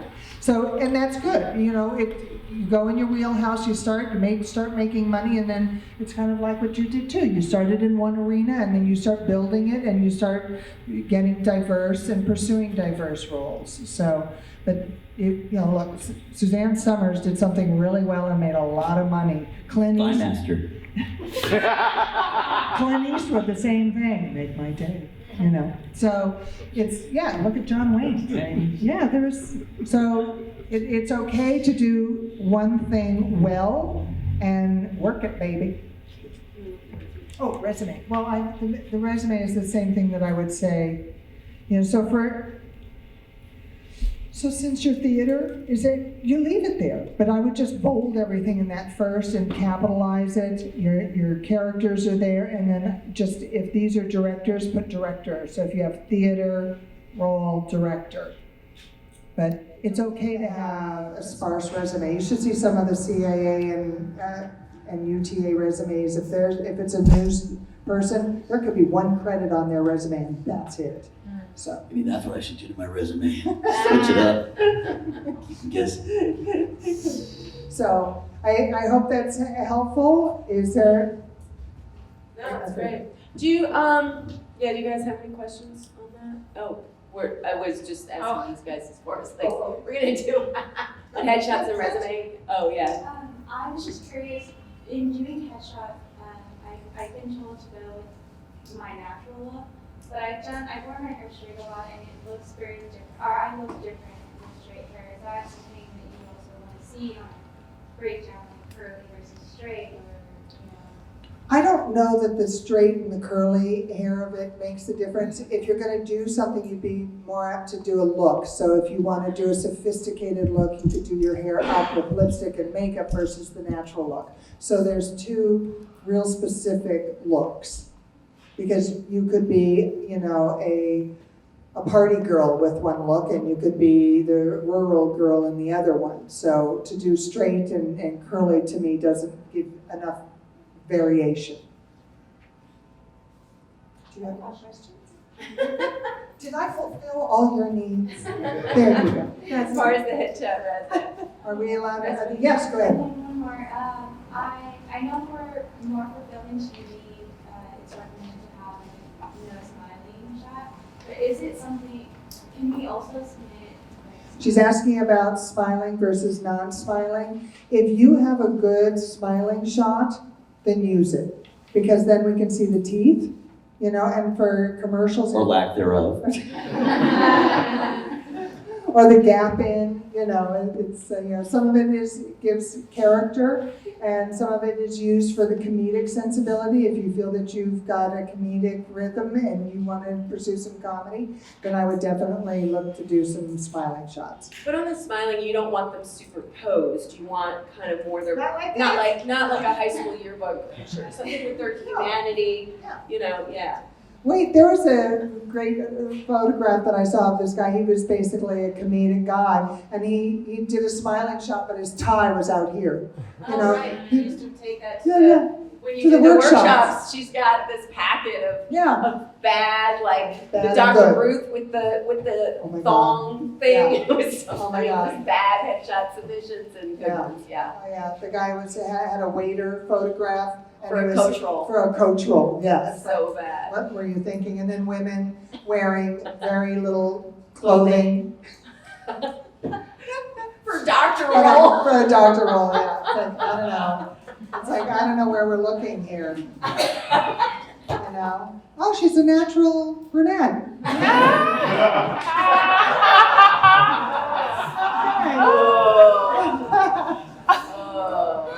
Yeah, we have those walls of shame when we get some of those submissions, and so you have to be very careful of what you put out there. Are we allowed outside questions, or We don't do have stick some to that the people girls? sent in. Do you want to start with those, and then if we have time, we can Yeah. do more? Either up here. Give Clifton some questions. I've been talking a lot. Okay. You can say. Oh yeah. So Carolyn Power, you want to stand Carolyn? up? Yeah, Carolyn's in it. This is Carolyn's question, yeah. Yeah. She's asking Clifton, what is your most difficult role to date and why? Gosh, that's really weird.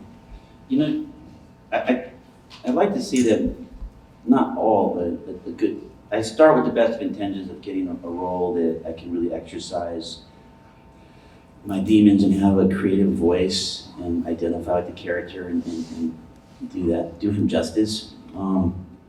That said, you don't always know if you're going to come through. I mean, you roll big in hopes to win big, but that's not always going to be the case. So I think it's a case-by-case basis. I think at my point in my career, I've done this long enough now that I think it's kind of crossed over. Like for instance, when I was doing 187, I lost my father to a suicide like 2 days before I got a gun to my own head with Sam Jackson.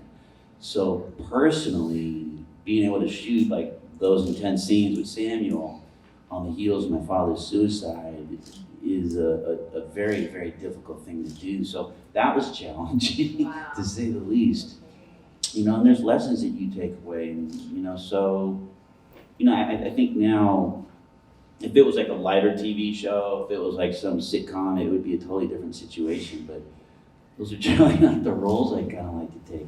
I mean, I'd like to take some more comedies, but so yes, I'd like to think that a vast majority of my roles I'll find something about that character that will be challenging to me as an artist, and that comes from exploring and wanting to bring that kind of truth to light. And if you don't care about that, you're not going to search that deeply. You may not get the role, but not every role demands that kind of depth either. And look, Fast and the Furious is a beautiful franchise. It's successful, but it doesn't require that depth. And that's my problem, not their problem. I have a hard time playing characters that lack substance. Tim Curry did a Tales from the Crypt for us, and he played 3 roles: the father, the wife, and the child. In the same episode, right? In the same episode. Of course he did. Yeah. And That's a challenge. For scale. Yeah. And I asked him on set why he said yes, and he said because I was afraid of the role, and he said for me it was the challenge of doing it. So because I had that fear factor going in, I knew that I wanted to conquer it, and I thought that was interesting. They were talking to me about Dallas Buyers Club before they made the offer to Gael Garcia, who was the offer before Jared Leto. And I just remember reading that script going, holy fuck, this script is so... You just know when you read. I know when I read Capote, I said it then. I knew it when I read Dallas Buyers Club. But fuck, I was so scared of getting that role. Damn it. I said, yeah, I'm interested. Yeah, I want it. But it was just like, I don't want to wear a dress. I don't want to wear heels. But I can't think that way when I get the offer. And I can't talk to them like that. Even though it's my hidden reservation. I knew I would kill it if I got it, but man, I was scared. But I still committed. I was like, yeah, I'm in if it's gonna happen. We're shooting not shooting, but we're casting a movie right now, which is an amazing bit of material, and it's based off of a true story. And it's, for those of you that like documentaries, it's called Marwen Call, Marwencol. And it's about a man that was a drunk, and he had a fetish for women's shoes, and he went into a bar in Kingston, New York, and got really drunk and told these guys, these punks, about the fetish because he loves women's essence. They followed him outside the bar and they beat him to where he was in a coma for 10 days and almost died. And in that beating, he lost all of his memory. The good news of that was he lost the memory of drinking. So when he came out of it, he is sober and has been since then. When he went home, because insurance didn't pay past 30 days for rehab, he opened up his closet and saw 250 pairs of women's shoes and turned to his person and said, "Do I have a girlfriend?" So he had to learn how to, talk and live life again. And his therapy, which is a PTSD form, was he built a World War II Berlin war camp in his backyard, and he bought Kens and Barbies at the hobby shop. And everybody in his life, he gave them lives and names. And so it's the women of Marwen. So Roberta at the hobby shop is, Roberta in the camp. And he has all the girls dressed in lingerie and high heels and fatigue jackets. So he would take photographs of everybody, and he had the Jeep, and he just basically, that was his world. He was working on his imagination. So when he was going to the hobby shop one day, a documentarian was driving through town and saw him with the Jeep and stopped, and that's how the documentary was born.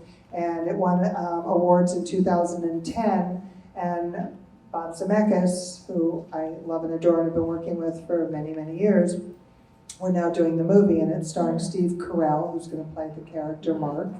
And we've just hired Leslie Mann to play Nicole, who is the girl across the street that he pines for. And we just hired Merritt Weaver, who was in Nurse Jackie, and and Walking Dead, and she's a very wonderful character actress. And when Bob says, "Okay, and now you're going to be a Barbie doll," she's like, "Huh?" So she's taken on the challenge with the same fear. She's like, "Oh my God, now I've got to be a Barbie doll," but it's all going to be done in motion capture. So we're going to have jointed dolls, and so they get to play a live action character and they get to play a doll character. And then we have G.I. Julie, which is going to be Janelle Monáe, if any of you guys saw Hidden Figures.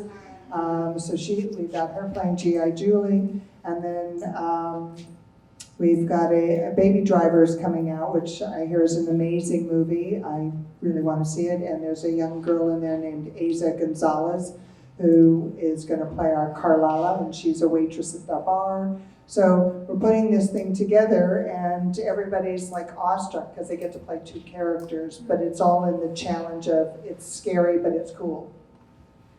So I hope you guys see it in the next couple of years. Yeah. I think we have some other questions that people wrote in, yeah. This question is from Susie. Oh, there you are. Okay, right away.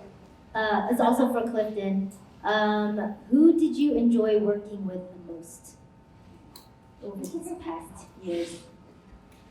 It's we're really blessed to be in a business where you can both be fans of the fans, you can be friends with the people you're fans of, Obviously, unless they're an asshole, then you want to be friends with them, which is a bummer. But, you get to work with people that end up becoming mentors or peers, or so these things are really great. For me personally, it's been everything from a great actor to a great director to a lesson I might have learned from a driver. I mean, who the hell knows what experiences you're going to take away from a film?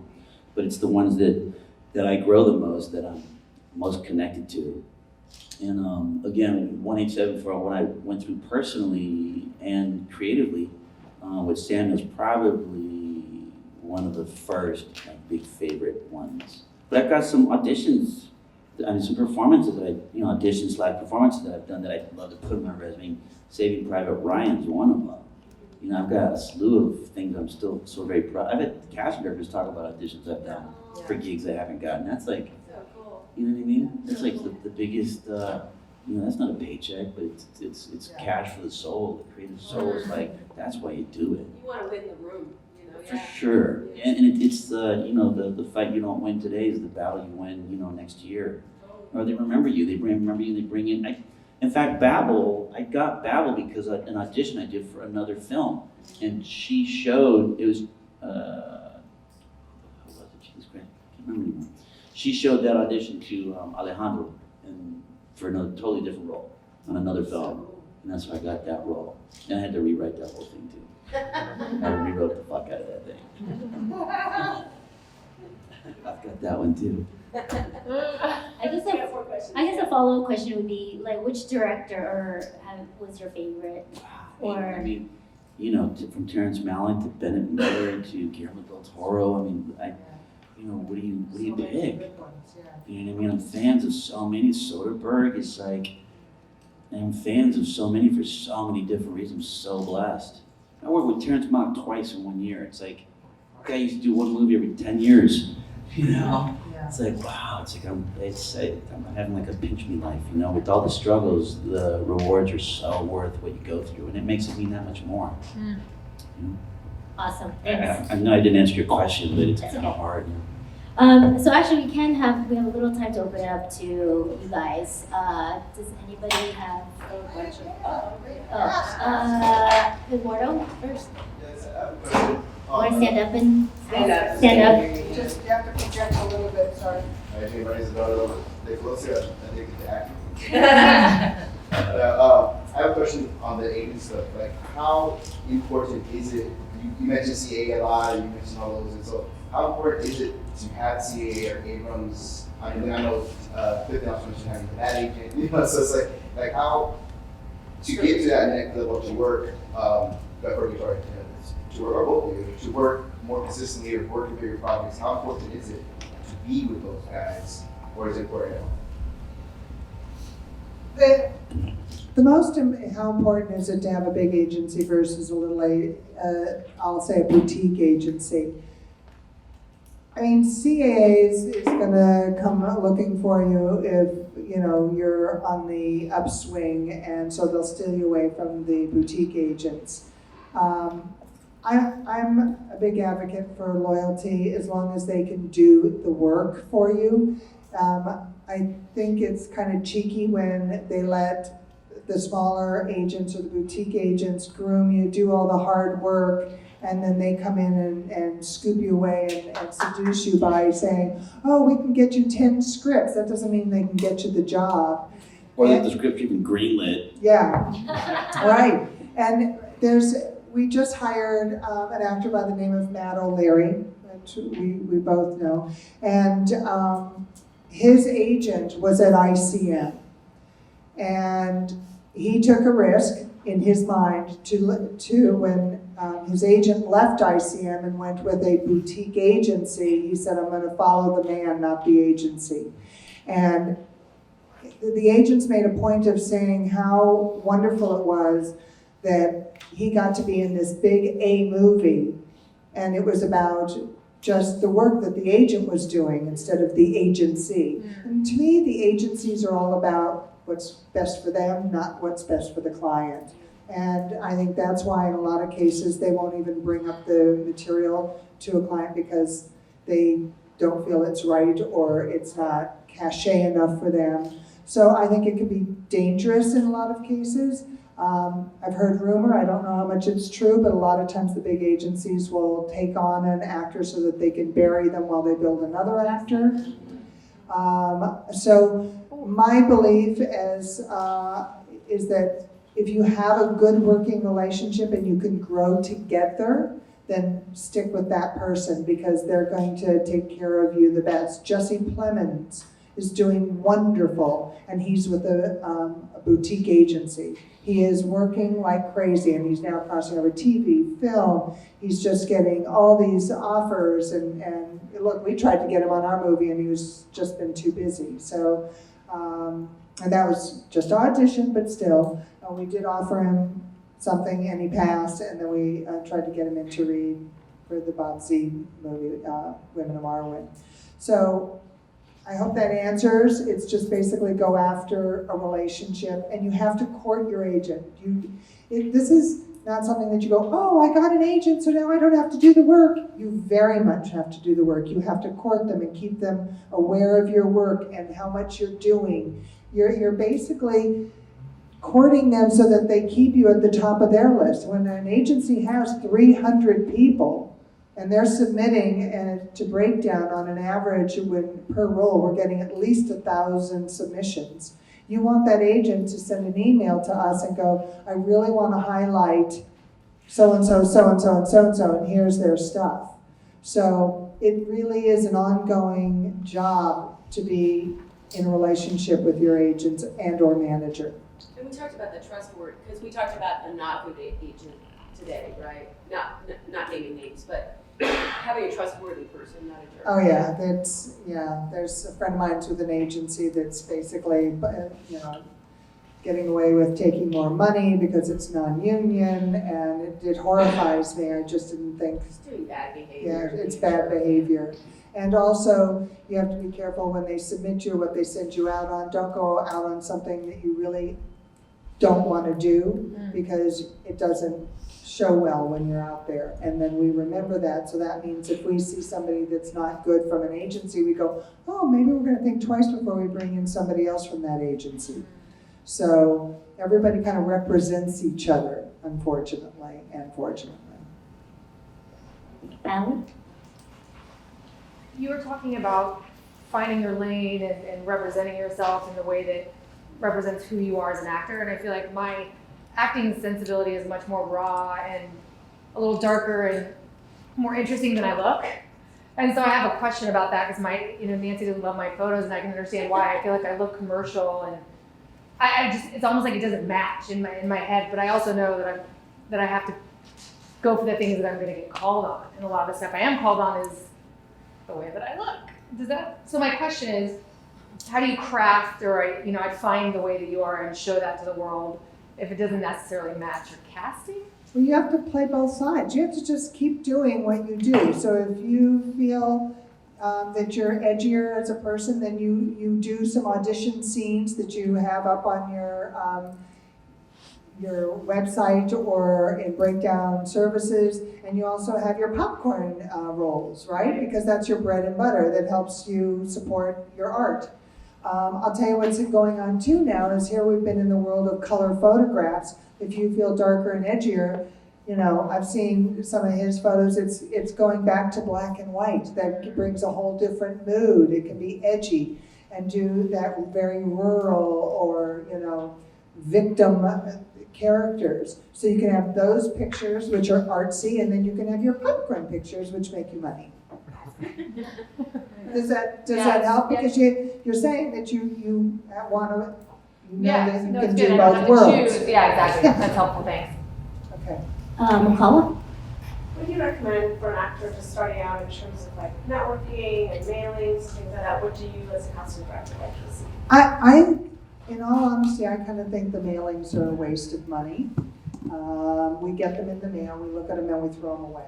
I don't know where we keep them, If you were announcing that you're on a show, but even then, it's like, are we gonna jot it down necessarily? It's like, I'm finding that, as our business is changing, it's so much more immediate. It's the Facebook pages, it's the Instagram, it's the, hey, I'm on such and such. It doesn't cost you, to go to do the printing and do the mailings and, oh my God, the amount of stuff that we get in our mailbox, and it's just, I just don't think it serves them anymore. I just think the social media way is the best way, and it's keep taping your auditions, even if it's a show that you like, just create your own, your own demo out of roles that you feel that excite you, because then it's going to come across to us, when we click on that to view.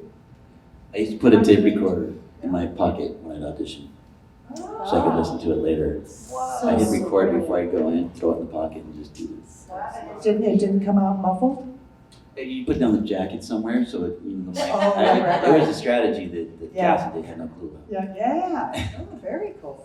I think we have time for one more question.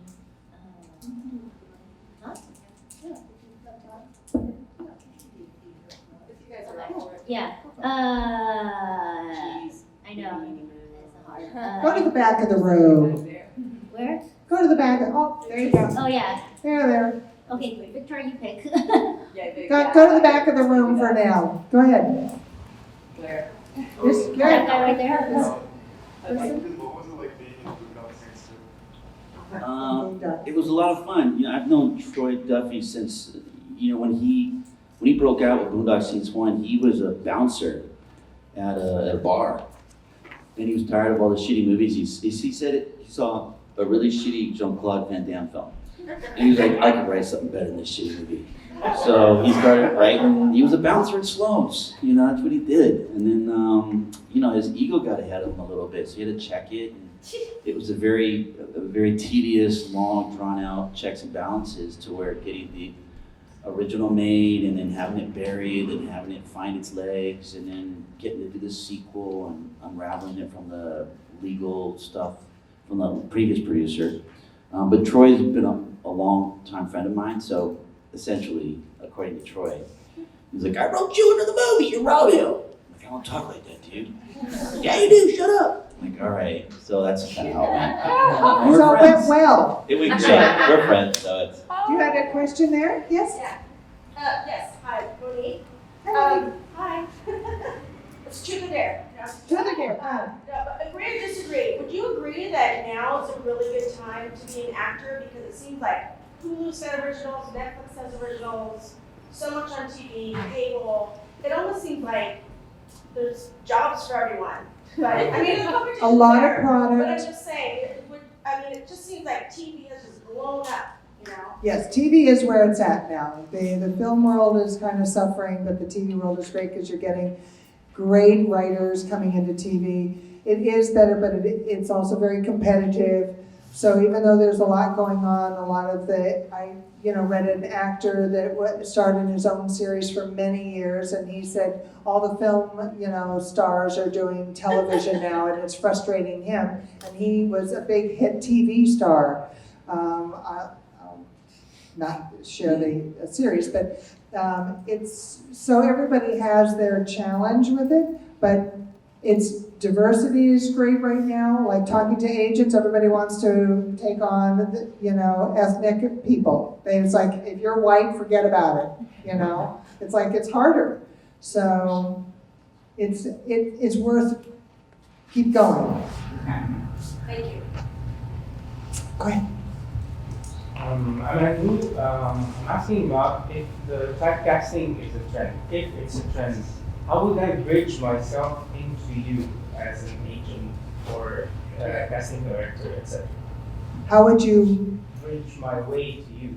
bridge your Yeah. way to me? I'll get seen. How would you get seen, is what you're saying?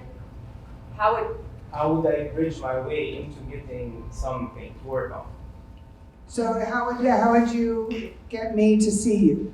For example, that would be an example. Because if cast typing is a trend, so I will not fit unless it's this kind of frame. However, I can showcase something else, maybe other than the perception of who I am. Well, by putting yourself on tape and having that on breakdown services or, on your own website and having an agent submitting your link and stuff. But what the typecasting is your biggest challenge is you've got your accenting. So you're going to be limited to the roles that you can do at this stage. So you just have to keep pushing forward and promoting that and doing it well. And you just find that agent that is willing to put you forward. Right now we're looking for fluent German guys.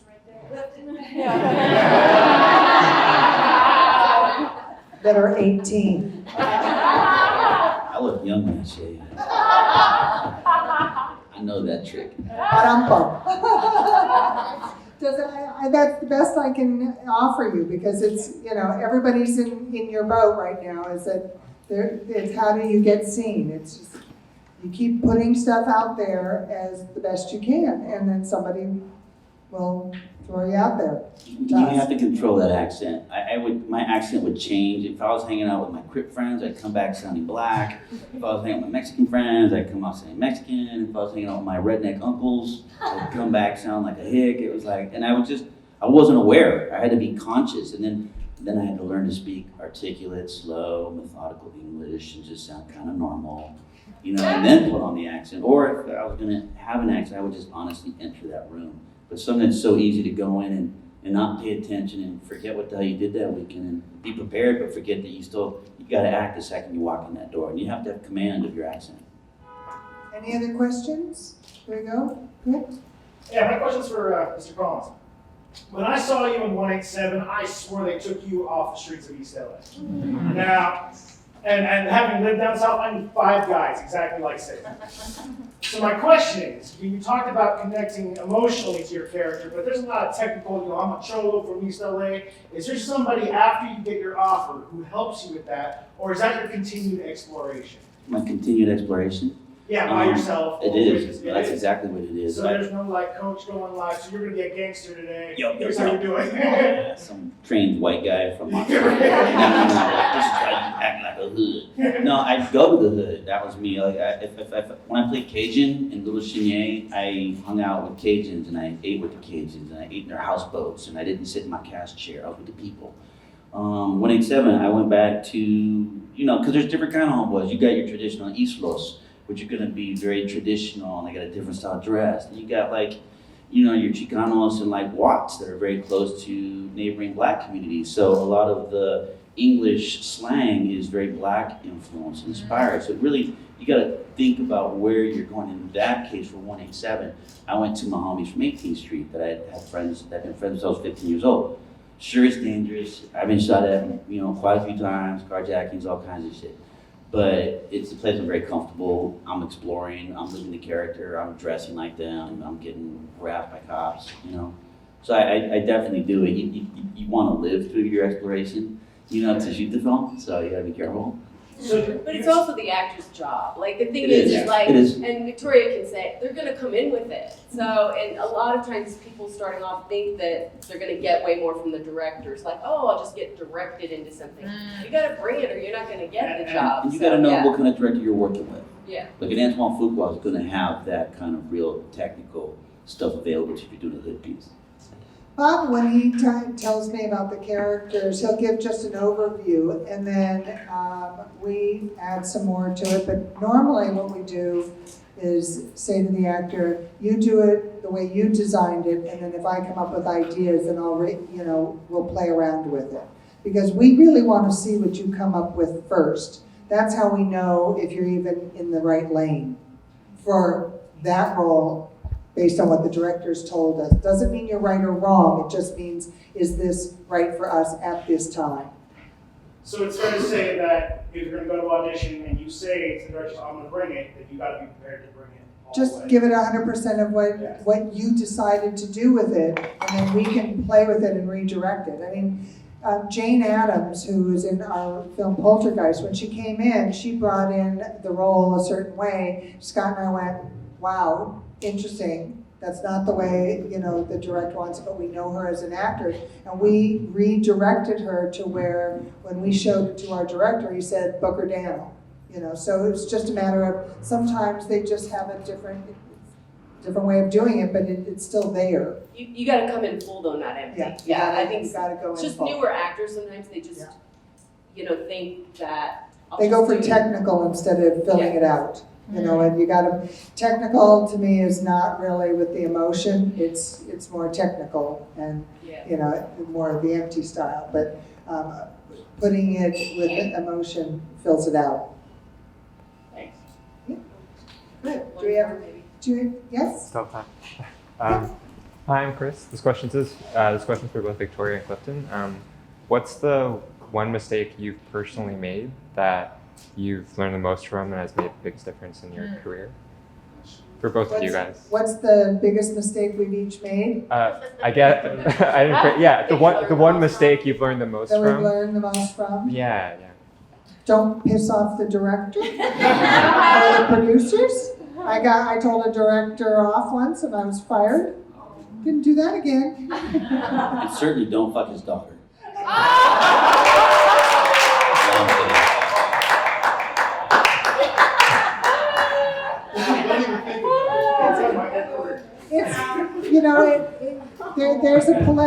There's a PC way, just, because everything's subjective in our business.